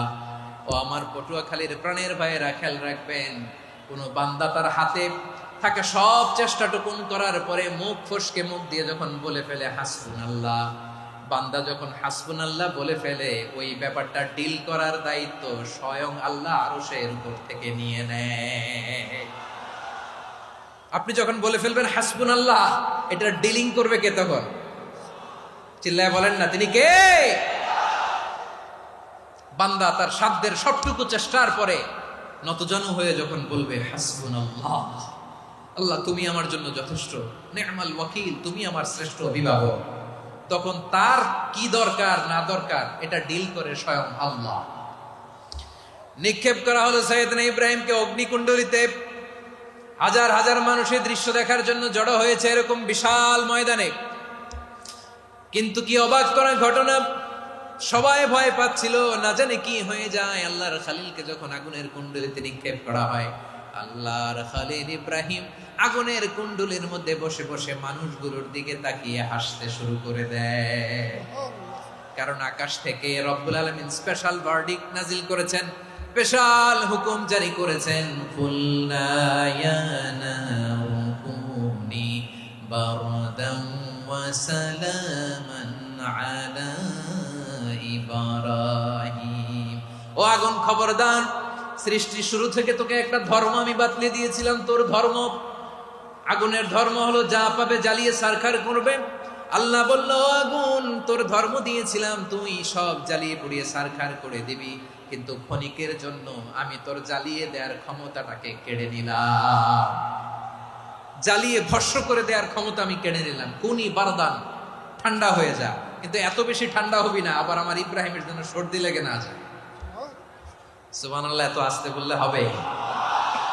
কুনি বারদান, বারদ মানে বরফ, ঠান্ডা, ঠান্ডা হ, কিন্তু এত ঠান্ডা হবি না যাতে আমার ইব্রাহিমের কষ্ট হয়। আগুন বলে, আল্লাহ একবার বললাম ঠান্ডা হ, আবার বলো এত ঠান্ডা হবি না যাতে খালিলের সর্দি না লাগে। কেমন ঠান্ডা হব, কেমন এনভায়রনমেন্ট তৈরি করে দেব বলো? আল্লাহ বললেন, সালামান আলা ইব্রাহিম, আমার খলিল, আমার কলিজা, আমার ইব্রাহিমের জন্য তুই জান্নাতের গুল বাগিচা হয়ে যা। ও ভাই, নবী মুসার মতো ঈমান হলে রাস্তা হবে সাগর জলে, নবী ইউসুফের মতন ঈমান হলে একে একে দরজা খোলে, নবী ইব্রাহিমের মতন ঈমান যদি আজও থাকে বিদ্যমান, অগ্নিকুণ্ডে দেখতে পাবে খুবসুরত এক ফুল ভাগা। কুলনা ইয়া নারু কুনি বারদান ওয়া সালামান আলা ইব্রাহিম। বান্দা যখন মুখ দিয়ে বলে হাসবুনাল্লাহ, আমার আল্লাহ আমার জন্য যথেষ্ট, এই বলে যখন নিজেকে সঁপে দেয়, তার কি লাগবে ওই দায়িত্ব স্বয়ং নিয়ে নেয় কে? সবাই বলেন, স্বয়ং নিয়ে নেয় কে? তাহলে আমার প্রিয় ভাইরা, বিপদের শুরুতেই আমরা বলবো ইন্না লিল্লাহ। শুরুতে কি বলবো? এরপরে যেই বাক্যটা পড়ে নিজের পরিস্থিতিকে আল্লাহর দরবারে সঁপে দিব, সেটা হচ্ছে হাসবুনাল্লাহ। সেটা কি? বিষ্ণু বলেন, লা ইয়াজালু লিসানুকা রাতাবান মিন যিকরিল্লাহ। সব সময় আল্লাহর স্মরণ দিয়ে, জিকির দিয়ে জিহ্বাটারে সিক্ত রাখো। আর শয়তানু জাসিমুন আলা কলবি ইবনে আদম। শয়তান বনি আদমের কলবে খামচি মেরে বসে থাকে। ফাইদা যাকারাল্লাহ খানাসা। মানুষ যখন আল্লাহর স্মরণ করে, জিকির করে, শয়তান দৌড়ে পালায়। ওয়া ইদা গাফালা ওয়াসওয়াসা। যখনই বনি আদম গাফেল হয়, তখনই শয়তান তার হৃদয়ে ওয়াসওয়াসা দেয়। এজন্য বিপদে পড়লে ইন্না লিল্লাহ, নিজের সব টুকুন করার পরে, নিজের রোল প্লে করার পরে নিজেকে আমরা কি বলে সঁপে দিব? সবাই বলেন, সবাই বলতে হবে। আরো জোরে বলে, মনে থাকবে? বিপদে পড়লে প্রথমে ইন্না লিল্লাহ, এরপরে নিজেকে যখন সঁপে দিব তখন হাসবুনাল্লাহ। এরপরে কঠিন বিপদে যখন বিষ্ণুনবী পড়তেন তখন কি করতেন? এমন বিপদ মাঝে মাঝে হয় না, দেয়ালে পিঠ থেকে যায়, চোখে মুখে অন্ধকার, কি করব দিশা খুঁজে পাই না, এরকম হয় কখনো? হ্যাঁ, আপনাদের হয়? হয় না? তো জান্নাতে আছেন আপনারা। হয় হয় এরকম হয়েছে না যে দেয়ালে পিঠ থেকে গেছে, চোখে মুখে অন্ধকার, কই যাব, কি করব, বাঁচানোর কেউ না, এরকম হয়েছে কখনো আপনাদের? যদি হয় তাইলে এটার সলিউশন বলবো, না হইলে তো এগুলো বলে লাভ নাই। হয় হয় হয় বিশ্বনবী এরকম কঠিন বিপদে পড়েছেন জীবনের কিছু কিছু মুহূর্তে। ওই মুহূর্তে বিশ্বনবী স্পেশাল দুইটা দোয়া পড়তেন। এই দোয়াগুলো আপনাদেরকে জানিয়ে দেয়। বিশ্বনবী বলেন, কঠিনতম বিপদে যখন পড়বা, দেয়ালে পিঠ থেকে যায়, চোখে মুখে অন্ধকার, বাঁচার কোনো উপায় নাই, তখন পড়বা লা ইলাহা ইল্লা আনতা সুবহানাকা ইন্নী কুনতু মিনাজ জালিমিন। আল্লাহ, তুমি ছাড়া কোনো ইলাহ নাই, তুমি পবিত্র, নিশ্চয় আমি জালিমদের অন্তর্ভুক্ত। সুবহানাল্লাহ বলেন। এই দোয়া সাইয়েদনা ইউনূস আলাইহিস সালাম পড়েছিলেন যখন মাছের পেটে ছিলেন। কিসের পেটে? এবং অনেক মুফাসসিরিন ইকরাম বলেছেন, অনেক আহলুল ইলমরা বলেছেন, এটা হচ্ছে ইসমে আজম। ইসমে আজম এমন দোয়া যেটা দিয়ে দোয়া করলে আল্লাহ দোয়া কবুল করে, কিন্তু এটা কোনটা, এটা নিয়ে ইখতিলাফ আছে। কোন আহলুল ইলম বলেন এই লা ইলাহা ইল্লা আনতা সুবহানাকা ইন্নী কুনতু মিনাজ জালিমিন, এটা হচ্ছে ইসমে আজম। সাইয়েদনা ইউনূস আলাইহিস সালাম পড়েছেন, আপনারা পড়েননি? তুফান হইলে পড়েন না? আমাদের এলাকায় তো এটা খুব, এটার উপর ব্যাপক আমল আছে। পটুয়াখালীতে কি অবস্থা বলেন? পড়েন পড়েন পড়েন পড়েন। একটা গল্প শুনেছিলাম, পাক হানাদার বাহিনী যখন বাংলাদেশে অ্যাটাক করতো, ৭১ সালের ঘটনা বলতেছে, আমরা তো দেখি নাই, শুনছি আর কি। ৭১ যদি দেখতাম, এতদিনে রাজাকার হয়ে যেতাম। আল্লাহ আমাদেরকে বাঁচাই দিছে, আল্লাহর মেহেরবানি, ঠিক কিনা বলেন? মন মতো হইলে মুক্তিযোদ্ধা, মন মতো না হইলে রাজাকার। কত কিছু দেখলাম এই শাহবাগের বুকে। আল্লাহ, ৭১ সালে দেখি নাই, আমরা শুনেছি, পাক হানাদার বাহিনী জিজ্ঞেস করত মুসলিম না অমুসলিম চেক করার জন্য, বলতো কালেমা বল, কালেমা বাতাও। তো যারা কালেমা বলতে পারতো, পাকিস্তানি বাহিনী নাকি ওদেরকে ছেড়ে দিত, শুনেছি। তো একজনকে, এক বাঙালিরে পেয়ে তার মাথার মধ্যে বন্দুকর নল ধরে বলতেছে, কালেমা বল সালে, কালেমা বাতা, কালেমা বল। তো ভয়ের চোটে এই দোয়া পড়া শুরু করছে। ও পড়তেছে লা ইলাহা ইল্লা আনতা সুবহানাকা ইন্নী কুনতু মিনাজ জালিমিন। পাকিস্তানি বলে সালে ইয়ে তো মুসিবত কা কালেমা হ্যায়, বাঙালি কয় হাম তো ভি মুসিবত মে হ্যায়। পাকিস্তানি বলে বেটা কোন দোয়া বললি, এটা তো মুসিবতের কালেমা। কয় আমিও তো মুসিবতে আছি, আমার মাথার মধ্যে বন্দুক ধরে তুমি আমার কালেমা জিজ্ঞেস করো, এখন কোনটা কালিমা আর কোনটা কি দোয়া, আমার হুশ আছে নাকি? প্রিয় ভাইরা, আসলে এটা দুআউল মুসিবা, বিপদে পড়লে এ দোয়া পড়তে হয়। লা ইলাহা ইল্লা আনতা সুবহানাকা ইন্নী কুনতু মিনাজ জালিমিন। এটা পড়বেন আপনারা। এই দোয়া পড়ে সাইয়েদনা ইউনূস আলাইহিস সালাম মাছের পেট থেকে রক্ষা পেয়েছিলেন। রক্ষা করেছিল কে? তুমি ইউনূস নবীরে যখন খাইলো মাছেতে গিলিয়া, ফেরেশতা পাঠাইয়া দিলে ইসমে আজম দিয়া। প্রাণে ছিল যাহার ভয় সেথা পাইল আশ্রয়, প্রাণে ছিল যাহার ভয় সেথা পাইল আশ্রয়। মাছের পেট হতে সে যে পেল পরিত্রাণ। আল্লাহু আল্লাহু তুমি জাল্লে জালালুহু, শেষ করা তো যায় না গে তোমার গুণগান। আল্লাহু আল্লাহু সুবহানাল্লাহ পড়ে। লা ইলাহা ইল্লা আনতা সুবহানাকা ইন্নী কুনতু মিনাজ জালিমিন। বিশ্বনবী বললেন, দেয়ালে পিঠ থেকে গেলে, চোখে মুখে অন্ধকার, বাঁচার কোনো উপায় নাই, তখন এই দোয়াটা পড়তে হবে। এই দোয়া পড়ে আল্লাহর কাছে ফরিয়াদ করলে বিপদ মুক্ত করবেন কে? কেন এই দোয়াটা আল্লাহর কাছে বড্ড প্রিয় জানেন আমার ভাইরা? কারণ এই দোয়ার মধ্যে তিনটা জিনিস আছে। আমি যেরকম আঙ্গুল উঁচু করেছি এরকম করেন তো। তিনটা। কয়টা? তিনটা। এক নম্বরে হচ্ছে তাওহীদ, দুই নম্বরে তাসবিহ, তিন নম্বরে তাকরীর। আই রিপিট, আবারও বলছি, এক নম্বরে তাওহীদ, দুই নম্বরে তাসবিহ, তিন নম্বরে তাকরীর। এ দোয়াটা আল্লাহর কাছে এত পছন্দনীয় কারণ এ দোয়ার প্রথম অংশে আছে তাওহীদ, আল্লাহর একত্ববাদের ঘোষণা। লা ইলাহা ইল্লা আনতা, ও আল্লাহ আপনি ছাড়া কোনো ইলাহ নাই, উপাস্য নাই। এ কথা বললে আর আল্লাহ বড় খুশি হয়ে যায়। সুবহানাল্লাহ পড়েন। এ দোয়ার দ্বিতীয় অংশে আছে তাসবিহ, মানে আল্লাহর প্রশংসা, প্রশংসা সূচক বাণী। সুবহানাক সুবহানাক সুবহানাক, ও আল্লাহ আমি আপনার পবিত্রতা ঘোষণা করছি। সুবহানাক, এ কথা শুনলেও আল্লাহ খুশি হয়ে যায়। সুবহানাল্লাহ পড়েন। এই দোয়ার তৃতীয় অংশে আছে তাকরীর। তাকরীর মানে পাপের স্বীকৃতি। তাকরীর মানে কি? তাকরীর মানে পাপের স্বীকৃতি। এই দোয়ার তৃতীয় অংশে আছে ইন্নী কুনতু মিনাল জালিমিন, ও আল্লাহ আমি জালিমদের অন্তর্ভুক্ত। আল্লাহ আল্লাহ আমি জালেম, আল্লাহ আমি ভুল করেছি, অন্যায় করেছি, আল্লাহ আমি জালেমদের অন্তর্ভুক্ত। এই পাপের স্বীকৃতি, অ্যাকনোলেজমেন্ট আল্লাহ বড্ড পছন্দ করে। যখন আল্লাহর কাছে আপনি ছোট হবেন, ছোট হতে হতে যত ছোট হবেন, ওই দৃশ্যটা দেখতে আল্লাহ বড্ড পছন্দ করে। সুবহানাল্লাহ বলেন। তিন নম্বর অংশ ইন্নী কুনতু মিনাজ জালিমিন, আল্লাহ আমি জালেমদের অন্তর্ভুক্ত।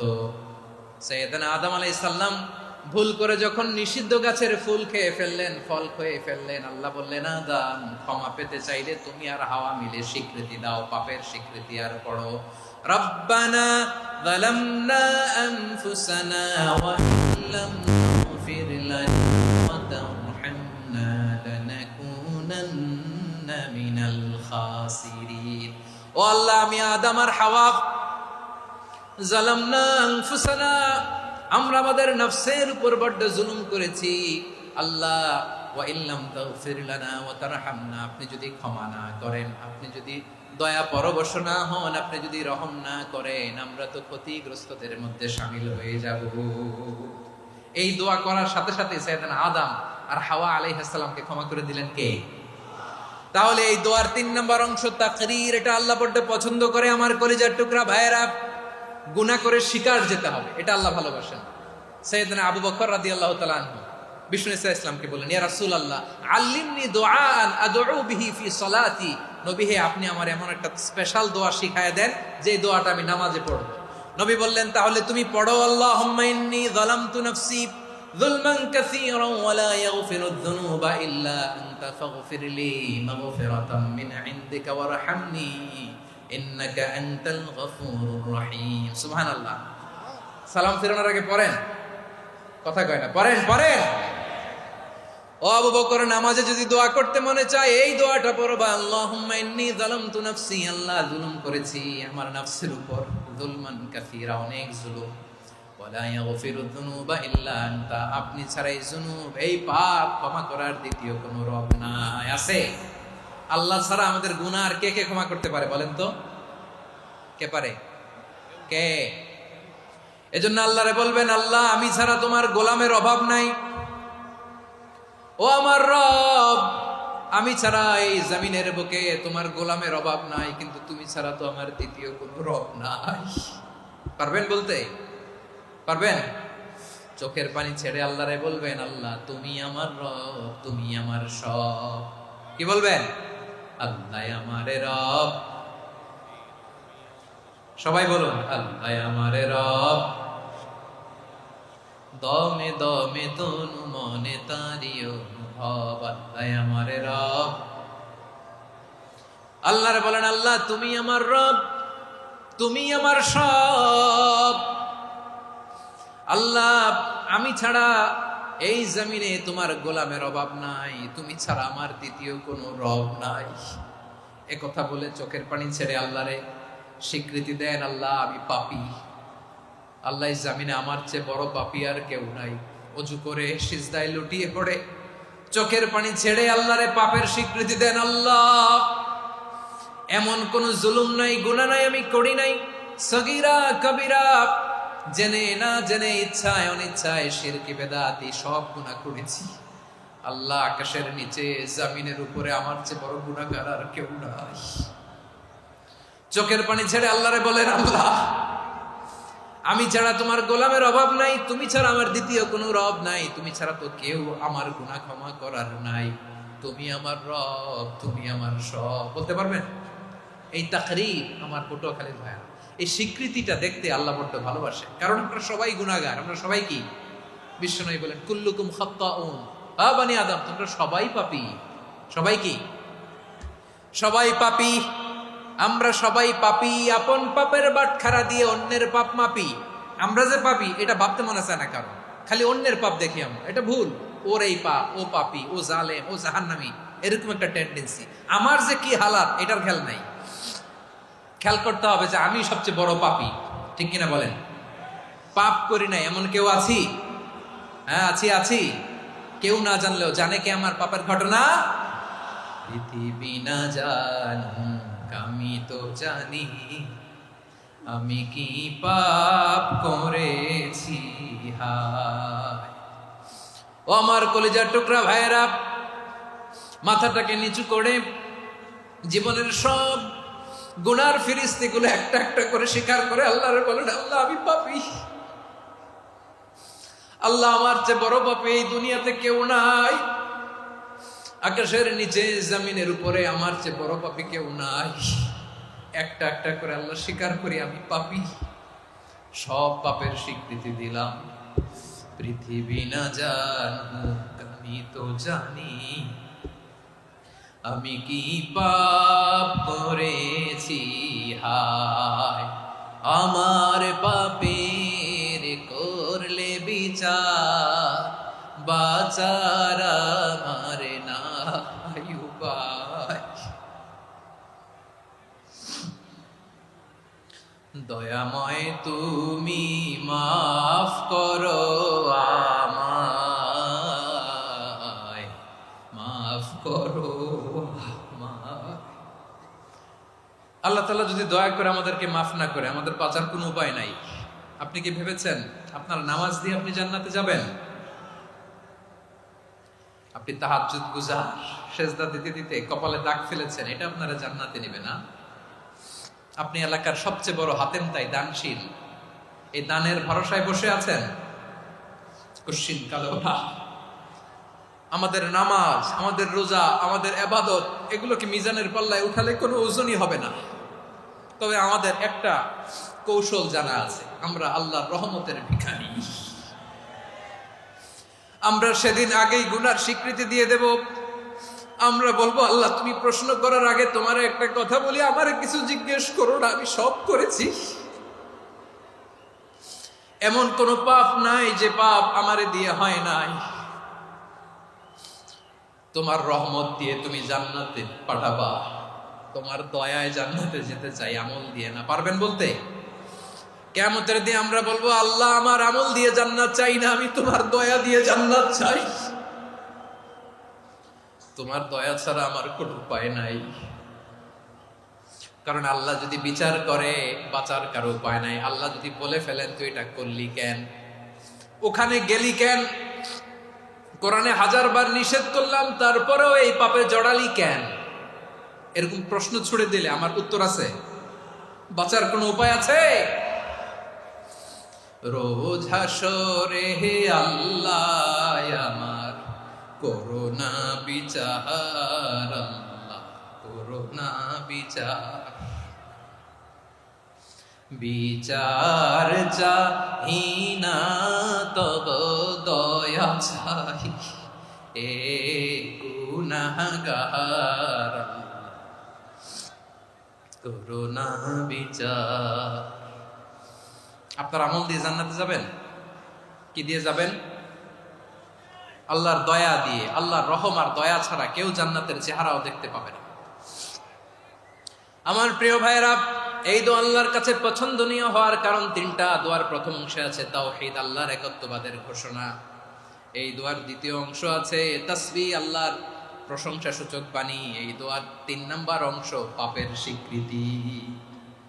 তাহলে আমরা সবাই গুনাহগার। আমরা আল্লাহর কাছে পাপের স্বীকৃতি দিয়ে বলবো, ও আল্লাহ ইন্নী কুনতু মিনাজ জালিমিন, আমরা জুলুম করেছি, পাপ করেছি, অন্যায় করেছি, আল্লাহ বুঝতে পারি নাই, শয়তানের ওয়াসওয়াসায় পড়ে, বন্ধুর পাল্লায় পড়ে, নফসের খায়েশ মিটাতে যে আল্লাহ করে ফেলেছি। তুমি গুনাহ না মাফ না করলে আমাদের গুনাহ মাফ করার দ্বিতীয় কেউ নাই। ঠিক কিনা বলেন?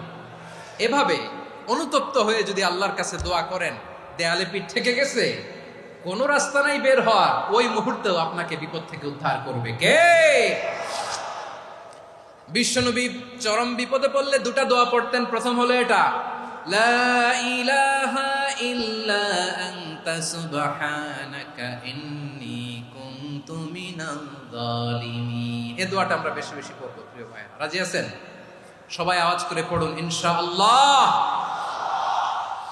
আমার প্রিয় ভাইয়েরা, বিপদে পড়লে বিশ্বনবী আরো একটা দোয়া পড়তেন, লা ইলাহা ইল্লাল্লাহুল আযীমুল হালিম, লা ইলাহা ইল্লাল্লাহু রাব্বুল আরশিল আযীম, লা ইলাহা ইল্লাল্লাহু রাব্বুস সামাওয়াতি ওয়াল আরদি ওয়া রাব্বুল আরশিল কারীম। এই যে বললাম, রেকর্ড হয়ে গেছে। এখন তো আর ইনস্ট্যান্ট মুখস্থ না হলো, পরে মুখস্থ করে নেবেন। আল্লাহ ছাড়া কোনো উপাস্য নাই, তিনি সুমহান, মহাসহিষ্ণু। আল্লাহ ছাড়া কোনো উপাস্য নাই, তিনি সুমহান, আরশের অধিপতি। আল্লাহ ছাড়া কোনো উপাস্য নাই, তিনি আকাশের মালিক, জমিনের মালিক, তিনি সুবিশাল আরশের অধিপতি। সুবহানাল্লাহ পড়েন। এই দোয়াটা কেউ যদি পড়ে যদি এর ওসিলা করে দোয়া করে, তাকে বিপদ থেকে মুক্তি দেয় কে? মনে থাকবে আপনাদের? তাহলে বিপদের প্রথম ধাক্কায় কি যেন পড়তে হয়? ইন্না লিল্লাহ। তারপরে কি বলে আল্লাহর কাছে নিজেকে সঁপে দিতে হয়? দেয়ালে পিঠ থেকে গেলে লা ইলাহা ইল্লা আনতা সুবহানাকা ইন্নী কুনতু মিনাজ জালিমিন। 2 নম্বর হচ্ছে লা ইলাহা ইল্লাল্লাহুল আযীমুল হালিম, লা ইলাহা ইল্লাল্লাহু রাব্বুল আরশিল আযীম, লা ইলাহা ইল্লাল্লাহু রাব্বুস সামাওয়াতি ওয়াল আরদি ওয়া রাব্বুল আরশিল কারীম। মনে থাকবে? ইনশাআল্লাহ বলেন সবাই, আওয়াজ করে সবাই ইনশাআল্লাহ। অনেক সময় এমন হয়, হঠাৎ বিপদের সম্মুখীন হই আমরা, রেডি হয়ে বের হইছে অফিসে, হঠাৎ অ্যাক্সিডেন্টে পড়ে যাই, হঠাৎ পেটের ব্যথায় অজ্ঞান, এরকম হয় না? আপনাদের হয় না? বিষ্ণু ইসলাম বলেন, আকস্মিক দুর্ঘটনার বিপদ থেকে যদি কেউ বাঁচতে চায়, সকাল সন্ধ্যা যেন প্রত্যেকে এই দোয়াটা পড়ে। সকালে যদি 3 বার পড়ে, সন্ধ্যা পর্যন্ত হঠাৎ বিপদ থেকে সে রক্ষা পাবে। To be protected from sudden calamity, sudden disaster, sudden calamity, হঠাৎ বিপদ, হঠাৎ ভয়ঙ্কর কোন আকস্মিক বিপদ থেকে আল্লাহ বাঁচায় দেবে। সকালে পড়লে সন্ধ্যা পর্যন্ত প্রোটেক্টেড, সন্ধ্যাবেলায় যদি 3 বার পরে সকাল পর্যন্ত প্রোটেক্টেড। সুবহানাল্লাহ পড়ে। দোয়াটা কি? দোয়াটা হচ্ছে বিসমিল্লাহিল্লাযী লা ইয়াদুররু মা'a ইসমিহি শাইউন ফিল আরদি ওয়ালা ফিস সামাই ওয়া হুয়াস সামিউল আলিম। ছোট না? অনেক ছোট, মুখস্থ করবেন। বিসমিল্লাহিল্লাযী লা ইয়াদুররু মা'a ইসমিহি শাইউন ফিল আরদি ওয়ালা ফিস সামা। ওই আল্লাহর নাম নিচ্ছি, যে আল্লাহর নামের বরকতে আকাশ জমিনের কোনো কিছু কারো কোনো ক্ষতি সাধন করতে পারে না। তিনি সর্বশ্রোতা, সর্বজ্ঞ। সুবহানাল্লাহ পড়েন। পড়বেন এই দোয়াটা, বিসমিল্লাহিল্লাযী লা ইয়াদুররু মা ইসমিহি শাইউন ফিল আরদি ওয়ালা ফিস সামাই ওয়া হুয়াস সামিউল আলিম। ফজরের পরে 3 বার, মাগরিবের পরে 3 বার যদি কেউ পড়ে প্রোটেক্টেড, যে কোনো হঠাৎ বিপদ থেকে প্রোটেক্টেড। প্রোটেক্ট করেন কে? ওই আল্লাহর নাম নিচ্ছি যে আল্লাহর নামের ওসিলায় আকাশ জমিনের কোনো কিছু কোনো ক্ষতি করতে পারে না। সুবহানাল্লাহ পড়েন। আচ্ছা, এবার আমাদের জীবনে দুশ্চিন্তা আছে না নাই বলেন? Tension, hyper tension, anxiety, depression, চিন্তা টেনশন নাই এরকম কে কে আছে দেখি, হাত তোলেন। ওই যে হাত তুলছে এক আল্লাহর ওলি, ওই যে না বুঝে তুলছে, জোকের চোটে, জোশের ঠেলায় ধাক্কায় তুলে ফেলছে। সবার জীবনে টেনশন আছে না নাই? এই দুশ্চিন্তা, পেরেশানি, মারাত্মক পেরেশানি থেকে মুক্তি পাওয়ার জন্য বিষ্ণু ইসলাম দুটো দোয়া পড়তেন। কয়টা? অনেকগুলো পড়তেন। স্পেশাল দুটো দোয়া আজকে আপনাদের শিখায় যাব, শুনবেন না? কষ্ট হচ্ছে? সংক্ষিপ্ত মুনাজাত দিয়ে দেই। ওরে আল্লাহ, আমি তো 9:30 ক্রস করে ফেলছি মাসুদ ভাই, খেয়াল করে নেই। আরো কয়েক মিনিট? ঠিক আছে, ঠিক আছে। পেরেশানিতে পড়লে, টেনশনে পড়লে এই দোয়াটা, প্রিয় ভাইরা, বিষ্ণু ইসলাম যখন খুব বিপদে পড়তেন, দুশ্চিন্তা ওনাকে ঘিরে ধরতো, উনি পড়তেন ইয়া হাইয়ু ইয়া কাইয়ুম বিরহমাতিকা আস্তাগীথ, ইয়া হাইয়ু ইয়া কাইয়ুম বিরহমাতিকা আস্তাগীথ, ইয়া হাইয়ু ইয়া কাইয়ুম, হে শাশ্বত অবিনশ্বর, হে চিরঞ্জীব, বিরহমাতিকা আস্তাগীথ, তোমার রহমতের উসিলায় তোমার কাছে ফরিয়াদ করি। এটা পড়তেন। আবার আরেক বর্ণনায় এসেছে ইয়া হাইয়ু ইয়া কাইয়ুম বিরহমাতিকা আস্তাগীথ আসলিহ লি শা'নি কুল্লাহু ওয়ালা তাকিলনি ইলা নাফসি তারফাতা আইন। আসলিহ লি শা'নি কুল্লাহ, আল্লাহ আমার সবকিছু আপনি সেটেল করে দেন। আমাদের সব ঝামেলা সেটেল করে দিতে পারে কে? আমরা তো সেটেলমেন্টের জন্য এসপি সাহেবের কাছে যাই, ডিসি সাহেবের কাছে যাই, অমুক ভাইয়ের কাছে যাই, তমুক ভাইয়ের কাছে যাই। এই দোয়া পড়লে আরশের উপর থেকে আপনার ম্যাটার সেটেল করে দিবে কে? তাহলে পড়বেন ইয়া হাইয়ু, এ চিরঞ্জীব। হাইয়ু মানে চিরঞ্জীব, যিনি চিরকাল বেঁচে থাকবেন, মরবেন না। আল্লাহ মরবেন? তার কোনো লয় আছে? ক্ষয় আছে? সূরা রহমানে আল্লাহ বললেন কুল্লু মান আলাইহা ফানি ওয়া ইয়াবকা ওয়াজহু রাব্বিকা যুল জালালি ওয়াল ইকরাম ফাবিআইয়ি আলাই রাব্বিকুমা তুকাযিবান। জমিনে যা আছে সব ফান, ভ্যানিশ হয়ে যাবে, নিশ্চিহ্ন হয়ে যাবে, শেষ হয়ে যাবে, সব বিলুপ্ত হয়ে যাবে, একজন ছাড়া। জোরে বলেন তিনি কে? ইয়া হাইয়ু। আমার সাথে আওয়াজ করে পড়েন ইয়া হাইয়ু ইয়া কাইয়ুম ইয়া হাইয়ু ইয়া কাইয়ুম বিরহমাতিকা আস্তাগীথ আসলিহ লি শা'নি কুল্লা ওয়ালা তাকিলনি ইলা নাফসি তারফাতা আইন। এভাবে দোয়া করলে আপনাকে বিপদ মুক্ত করবে কে? এই দোয়াটা কেন পছন্দ আল্লাহর কাছে? কারণ এখানে আল্লাহর দুইটা সুন্দর নাম আছে, গুণবাচক নাম, আল হাই, আল কাইয়ুম, এই দুটো নাম আছে এখানে। আবার এই দুইটা আয়াতুল কুরসির অংশ। আয়াতুল কুরসির শুরু তো এটা আসরা নাই? হ্যাঁ, আসরা নাই। 3 নম্বর কারণ, এটা ইসমে আজম। কোন দোয়াটা ইসমে আজম? যে দোয়া ওসিলায় দোয়া করলে আল্লাহ দোয়া ফেরায় না। অনেকগুলো মত আছে, সবচেয়ে ভ্যালিড মত হচ্ছে এটা, ইয়া হাইয়ু ইয়া কাইয়ুম, এর ওসিলা দিয়ে দোয়া করলে দোয়া কবুল করে কে? 2 নম্বরে বিশ্বনবী মারাত্মক বিপদে পড়লে আরেকটা দোয়া পড়তেন, আল্লাহুম্মা ইন্নী আবদুক। আগে দোয়াটা পড়ি, শুনেন। আল্লাহুম্মা ইন্নী আবদুক ওয়া ইবনু আবদিক ওয়া ইবনু আমাতিক নাসিয়াতি বিয়াদিক মাদিন ফিয়া হুকমুক আদলুন ফিয়া কাদাউক আসআলুকা বিকুল্লি ইসমিন হুয়া লাক সাম্মাইতা বিহি নাফসাক আও আনসালতাহু ফি কিতাবিক আও আল্লামতাহু আহাদাম মিন খালকিক আও ইস্তা'সারতা বিহি ফি ইলমিল গায়বি ইনদাক আন তাজআলাল কুরআনা রাবিআ কলবি ওয়া নূরা সাদরি ওয়া জালাআ হুজনি ওয়া যাহাবা হাম্মি। সুবহানাল্লাহ পড়েন। বিষ্ণুই বলতেন আল্লাহুম্মা ইন্নী আবদুক, ও আল্লাহ আমি আপনার গোলাম, ওয়া ইবনু আবদিক, গোলামের ঘরের গোলাম, ওয়া ইবনু আমাতিক, বাদীর ঘরের গোলাম। মানে আল্লাহ আমি আপনার গোলাম। আমার বাবা আব্দুল্লাহ ছিল আপনার গোলাম, আমার মা আমিনা ছিল আপনার বাদী। মানে আমরা গোলাম বংশের, সব গোলাম। নিজেরে এর চেয়ে আর ছোট করে আল্লাহর কাছে উপস্থাপন করা যায় আমার ভাইরা? কথা কি বুঝতেছেন? নিজেকে এর চাইতে ছোট, নগণ্য আর তুচ্ছ করে আল্লাহর সাথে প্রেজেন্ট করা যায়? বিশ্বনবী বললেন, ও আল্লাহ, আমি আপনার গোলাম, গোলামের ঘরের গোলাম, দাসীর ঘরের গোলাম। নাসিয়াতি বিয়াদিক, আমার মাথার চুলের ছুটি আপনার হাতের মুঠোয়। আপনি ডানে টান দিলে আমি ডানে যেতে বাধ্য, আপনি বাঁয়ে টান দিলে বাঁয়ে যেতে বাধ্য। সুবহানাল্লাহ বলেন। পিছনে দু একজন ভাই দাঁড়ালেন কেন? হ্যাঁ, বসুন। জায়গা চেঞ্জ করতেছে, সেই দুপুর থেকে বসে আছে, আমি জানি। মাশাআল্লাহ, কেউ দু একজন বেরোইছে, গ্যাপ পূরণ করতেছে। মাশাআল্লাহ। পড়েন সুবহানাল্লাহ, আলহামদুলিল্লাহ, লা ইলাহা ইল্লাল্লাহ, মুহাম্মাদুর রাসূলুল্লাহ সাল্লাল্লাহু আলাইহি ওয়াসাল্লাম। বিশ্বনবী বললেন, আল্লাহ, আমার মাথার চুলের ঝুঁটি আপনার হাতের মুঠোয়। আচ্ছা, এইভাবে কাকে ধরা হয়? যে খুব ছোট, ঠিক কিনা? নিজেকে কত ছোট করলেন বিশ্বনবী।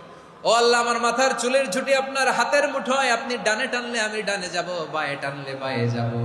আল্লাহ, আসআলুকা বিকুল্লি ইসমিন হুয়া লাক, নাসিয়াতি বিয়াদিক, মাদিন ফিয়া হুকমুক। আপনার নির্দেশ আমার উপর কার্যকর হবেই হবে। আদলুন ফিয়া কাদাউক, আপনার ফয়সালা, যেই ফয়সালাই আপনি আমার জন্য করেন এটাই ইনসাফ। সুবহানাল্লাহ বলেন। আমরা আল্লাহর ফয়সালায় সন্তুষ্ট হতে চাই না। কত কমপ্লেইন, আল্লাহ তুমি এটা দিলা না, ওইটা পাইলাম না, ওইটা হইল না রে, এরকম অভিযোগ, কমপ্লেইন আমাদের আছে না নাই? আর বিশ্বনবী বলতেন, আদলুন ফিয়া কাদাউক, আল্লাহ, আমার জন্য তোমার যেটা ফয়সালা এটাই সবচেয়ে শ্রেষ্ঠ ইনসাফ, এর চেয়ে ইনসাফ আর হতে পারে? এভাবে কায়মান বাক্যে আল্লাহর কাছে বিশ্বনবী দোয়া করতেন। এরপরে বিশ্বনবী বললেন, আল্লাহ, তোমার যত নাম আছে সব নামের ওসিলায় দোয়া করি, যে নাম তুমি আমাদেরকে জানিয়েছো, যে নাম তুমি আমাদেরকে জানাও নাই, যে নাম তুমি কোরআনে নাজিল করেছো, যে নাম নাজিল করো নাই, যে নাম শুধু নবীদেরকে জানিয়েছো। আর আল্লাহর এমন কিছু চমৎকার চমৎকার সুন্দর সুন্দর নাম আছে, এই নামগুলো রব্বুল আলামিন কাউকে জানাবে না। সুবহানাল্লাহ বলেন। আমরা তো 99 নাম জানি, 100 নাম জানি আল্লাহ, কিন্তু আল্লাহর এমনও কিছু নাম আছে যেগুলো আল্লাহ বিশ্বনবীরও জানায় নাই। এগুলো আল্লাহ ইলমুল গায়বে রেখে দিয়েছেন। দোয়ার সময় বলবেন, আল্লাহ, তোমার যেই নামগুলো জানি, যেগুলো জানি না, যেগুলো কোরআনে আছে, যেগুলো নাই, যেগুলো নবীরে খাস ভাবে জানাইছো ওগুলোর উসিলায়, যেগুলো কোনোদিন জানাবাও না, তোমার ওই নামের উসিলাও তোমার কাছে চাই। আল্লাহ, কোরআনকে আমার হৃদয়ের বসন্ত বানাও, আমার বক্ষের জ্যোতি বানাও, আমার চিন্তা দুশ্চিন্তা তুমি দূর করে দাও। বিশ্বনবী বললেন, এই কালিমাগুলো, এই বাক্যগুলো পড়ে যদি কেউ আল্লাহর কাছে ফরিয়াদ করে, তার হৃদয় থেকে দুশ্চিন্তা কাটিয়ে দিবে কে? পড়বেন, এই দোয়াগুলো পড়বেন। আচ্ছা, সব শেষে বলি, ঋণের বোঝায় যারা জর্জরিত, বিষ্ণু ইসলাম চমৎকার একটা দোয়া শিখিয়েছেন। আমাদের অনেকে ঋণের বোঝায় জর্জরিত, আছে না নাই? এদিকে কেউ আছেন? থাকলে হাত তোলার দরকার নেই, থাকলে এই দোয়াটা পড়বেন। এক সাহাবীর নাম আবু উমামা, নামাজের ওয়াক্ত ছাড়া উনি মসজিদে যেয়ে বসে আছে। বিশ্বনবী বললেন, কিরে আবু উমামা, নামাজের তো ওয়াক্ত হয় নাই, মসজিদে কি? সাহাবী বলে, হুমুমুন লাজিমাতনি ওয়া দুয়ুন, নবী গো, ঋণের বোঝায় এমন টেনশনে আছি, ঘরে থাকতে পারলাম না, মসজিদে চলে আসছে। বিশ্বনবী বলেন, আমি কি তোমার এমন একটা দোয়া শিখাবো যেটা পড়লে আল্লাহ তাআলা তোমার ঋণের বোঝা হালকা করে দিবে? আবু উমামা বললেন, ইয়া রাসূলুল্লাহ, অবশ্যই শিখাবেন। বিশ্বনবী বললেন, তাহলে তুমি পড়বা, আল্লাহুম্মা ইন্নী আউযু বিকা মিনাল হাম্মি ওয়াল হাযান ওয়া আউযু বিকা মিনাল জুবনি ওয়াল বুখল ওয়া আউযু বিকা মিন গালাবাতিদ দাইনি ওয়া কাহরির রিজাল। ও আল্লাহ, তোমার কাছ থেকে দুশ্চিন্তা থেকে পানাহ চাই, কৃপণতা, ভীরুতা, অলসতা, কার্পণ্যতা, এই সব কিছু থেকে, মানুষের কঠোরতা, আমার উপর মানুষের আধিপত্য এবং ঋণের বোঝা থেকে পানাহ চাই। এই দোয়াটা যখন বিশ্বনবী শিখাই দিলেন, আবু উমামা বারবার এই দোয়া পড়েন, আল্লাহুম্মা ইন্নী আউযু বিকা মিনাল হাম্মি ওয়াল হাযান ওয়া আউযু বিকা মিনাল আজজি ওয়াল কাসাল ওয়া আউযু বিকা মিনাল জুবনি ওয়াল বুখল ওয়া আউযু বিকা মিন গালাবাতিদ দাইনি ওয়া কাহরির রিজাল। আবু উমামা বলে, এই দোয়া আমি পড়তে লাগলাম আর পড়তে লাগলাম, কিছুদিন পরে দেখা গেল বিশ্বনবীর শেখানো এই দোয়ার বদৌলতে আল্লাহ তাআলা আমার সব ঋণ পরিশোধের ব্যবস্থা করে দিয়েছেন। পড়বেন, পড়বেন। আমার প্রিয় পটুয়াখালীর ভাইয়েরা, বিশ্বনবীর জামাতা সাইয়্যিদিনা আলী রাদিয়াল্লাহু তাআলা আনহুর কাছে এক লোক এসে বলে, হে আলী, ঋণের বোঝায় আমি জর্জরিত, আমার কিছু অর্থ দিয়ে সাহায্য করো। সাইয়েদনা আলী রাদিয়াল্লাহু তাআলা আনহু বললেন, আমি কি তোমার এমন একটা দোয়া শিখাবো যেটা বিশ্বনবী আমাদের শিখিয়েছেন? এই দোয়া যদি তুমি পড়ো, লাউ কানা আলাইকা মিসলু জাবালিন কাবীরিন দাইনান আদাল্লাহু আনকা, পাহাড় পরিমাণে যদি ঋণের বোঝা হয়, আল্লাহ এটা পরিশোধের ব্যবস্থা করে দেবেন। ছোট্ট একটা দোয়া বিশ্বনবী শিখালেন, বললেন তুমি পড়বা, আল্লাহুম্মা কফিনি বিহালালিকা আন হারামিকা ওয়া আগনিনি বিফাদলিকা আম্মান সিওয়াক। মুখস্থ আছে? হ্যাঁ আছে। আল্লাহুম্মা কফিনি বিহালালিকা আন হারামিক, আল্লাহ তোমার হালাল দিয়ে আমাকে পরিতুষ্ট করো, হারাম থেকে বাঁচিয়ে রাখো, আর তোমার অনুগ্রহে মানুষের মুখাপেক্ষী যেন আমি না হই, আমি যেন সবসময় তোমার মুখাপেক্ষী হয়, ওই তৌফিক দিও। সুবহানাল্লাহ পড়েন। এই দোয়া বেশি বেশি পড়লে ঋণের বোঝা হালকা করে দিবে কে? তাহলে প্রিয় ভাইয়েরা, বিপদে পড়লেই প্রথমে কি পড়বেন? পটুয়াখালী ভুইলা গেছে। বিপদে পড়লেই প্রথমে ইন্না লিল্লাহ কি বলে নিজেকে আল্লাহর কাছে সঁপে দিতে হয়? হাসবুনাল্লাহ। চরম বিপদে দেয়ালে পিঠ থেকে গেছে, তখন লা ইলাহা ইল্লা আনতা সুবহানাকা ইন্নী কুনতু মিনাজ জালিমিন। এরপরে লা ইলাহা ইল্লাল্লাহুল আযীমুল হালিম, এই দোয়া। আকস্মিক বিপদ, হঠাৎ যেন কোনো বিপদ আমাকে পেয়ে না বসে, এটার জন্য বিসমিল্লাহিল্লাযী লা ইয়াদুররু মা ইসমিহি শাইউন ফিল আরদি ওয়ালা ফিস সামাই ওয়া হুয়াস সামিউল আলীম। সকালে 3 বার, রাতে 3 বার। আর মারাত্মক tension, hyper tension, anxiety, depression থেকে বাঁচার জন্য 2 দোয়া, ইয়া হাইয়্যু ইয়া কাইয়্যুম, ইয়া হাইয়্যু ইয়া কাইয়্যুম, মনে থাকবে? আর আল্লাহুম্মা ইন্নী আবদুক, এই দোয়া। ঋণ থেকে বাঁচার জন্য 2 দোয়া, আল্লাহুম্মা ইন্নী আউযু বিকা মিনাল হাম্মি ওয়াল হাযান, এটা। আর আল্লাহুম্মা কফিনি বিহালালিকা আন হারামিকা ওয়া আগনিনি বিফাদলিকা আম্মান সিওয়াক। আর সব সময় পড়ার জন্য একটা আমল দিয়ে যাই, উঠতে বসতে, অফিসে যাচ্ছেন, অফিস থেকে ফিরতেছেন, বসে আছেন, শুয়ে আছেন, ছোট্ট এক শব্দে আমরা যেন বেশি বেশি পড়ি আস্তাগফিরুল্লাহ। আওয়াজ করে আমার সাথে পড়ুন, আস্তাগফিরুল্লাহ। আবার পড়ুন, আস্তাগফিরুল্লাহ। আল্লাহ রাসূল সাল্লাল্লাহু আলাইহি ওয়াসাল্লাম বলেন, মান লাজিমাল ইস্তিগফার, যে সব সময় এরকম ইস্তিগফারের সাথে লেগে থাকে, জাআলাল্লাহু লাহু মিন কুল্লি যিকিন মাখরাজা, আল্লাহ তাআলা তাকে কোনো বিপদে আটকান না, সে জীবনে আটকাবে না, যে কোনো বিপদে আল্লাহ তার রাস্তা বের করে দিবেন। Way out, you will get a way out and solution. সুবহানাল্লাহ। ওয়া মিন কুল্লি হাম্মিন ফারাজা, দুশ্চিন্তা মুক্ত হবে। ওয়ায়ারযুকহু মিন হাইসু লা ইয়াহতাসিব, এমন জায়গা থেকে আল্লাহ রিজিকের বন্দোবস্ত করবে যেটা সে কল্পনাও করে নাই। আওয়াজ করে পড়েন সুবহানাল্লাহ। তাহলে মনে থাকবে আস্তাগফিরুল্লাহর কথা। সব শেষ কথা বলবো, সব শেষ আমার প্রিয় ভাইয়েরা। এটা গেল নিজের বিপদ। কিসের বিপদ? নিজে যদি বিপদে পড়েন। অন্যের বিপদ যদি দেখেন, এটার জন্য একটা দোয়া আছে।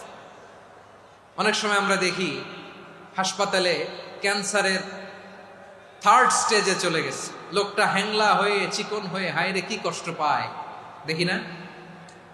বিশ্বনবী বলে, একটা দোয়া যদি কেউ অন্যের কোনো বিপদ দেখে পড়ে, ওই বিপদ তার জীবনে কখনো আসবে না। শুনবেন? শোনার আগ্রহ আছে? অনেক সময় হয় যে আমরা মহাসড়ক দিয়ে যখন চড়ি, দুর্ঘটনায়, আইরে আল্লাহ, দুর্ঘটনায় মানুষের মাথা একদিকে, দেহ আরেকদিকে, ব্লিডিং, এরকম হয় না? আল্লাহ তুমি হেফাজত করো। বিশ্বনবী বলেন, এই দুর্ঘটনা দেখে কেউ যদি এই দোয়াটা পড়ে, তার জীবনে সে কোনোদিন এরকম অ্যাক্সিডেন্টের সম্মুখীন হবে না। শুনবেন? বিশ্বনবী বলেন, অন্যের বিপদ দেখে কেউ যদি পড়ে, আলহামদুলিল্লাহিল্লাযী আফানি মিম্মা বতালাকা বিহি ওয়া ফাদ্দালানি আলা কাসীরিন মিম্মান খালাকা তাফদীলা, মানে প্রশংসা সে আল্লাহর, যে আল্লাহ তাআলা তোমাকে যেই জিনিস দিয়ে পরীক্ষা করেছে, আমাকে ওইটা থেকে বাঁচিয়ে দিয়েছে। তোমাকে আল্লাহ যেই বিপদে ফেলেছে, আমাকে ওই বিপদ থেকে তিনি মুক্ত রেখেছে, আর তার অনেক সৃষ্টির উপর আমাকে তিনি প্রাধান্য দিয়েছে। সুবহানাল্লাহ পড়েন। যে কোনো বিপদ, কারো ক্যান্সার দেখে যদি এই দোয়াটা আপনি বিশ্বাসের সাথে পড়েন, জীবনে কোনোদিন ক্যান্সার রোগে আক্রান্ত হবেন না। দুর্ঘটনা দেখে যদি পড়েন, ওই দুর্ঘটনা আপনাকে স্পর্শ করবে না। যে কোনো কারো বিপদ দেখে যদি কোনো বিশ্বাসী বান্দা এই দোয়া পড়ে, বিশ্বনবী বলেন, লাম ইউসিবহু যালিকাল বালা, ওই বিপদ তাকে আর ধরবে না। উফিয়া মিনহু মিন যালিকাল বালা কাইনাম মা কান, সে যতদিন হায়াত পাবে কোনোদিন ওই বিপদ তাকে স্পর্শ করবে না। এই দোয়াটা পড়তে রাজি আছেন আমার প্রিয় ভাইরা? তাহলে পুরো আলোচনার সেন্ট্রাল থিম হচ্ছে আমাদের জীবনে বিপদ আসবে, কষ্ট আসবে, দুঃখ আসবে, কিন্তু বিপদে আপদে আমরা হাল ছেড়ে দিব না, হতাশ হব না। মুমিন হতাশ হয় না, নিরাশ হয় না, হাল ছেড়ে দেয় না। মুমিন ভরসা রাখে একজনের উপর। আওয়াজ করে বলুন, যিনি কে? বিপদে পড়লে আমাদেরকে উদ্ধার করে কে? আবার আমাদেরকে যদি কোনো নেয়ামত আল্লাহ দিতে চান, ওইটা কেড়ে নেওয়ার ক্ষমতা কারো আছে? তাহলে আমরা কানেক্টিভিটি বাড়াবো কার সাথে?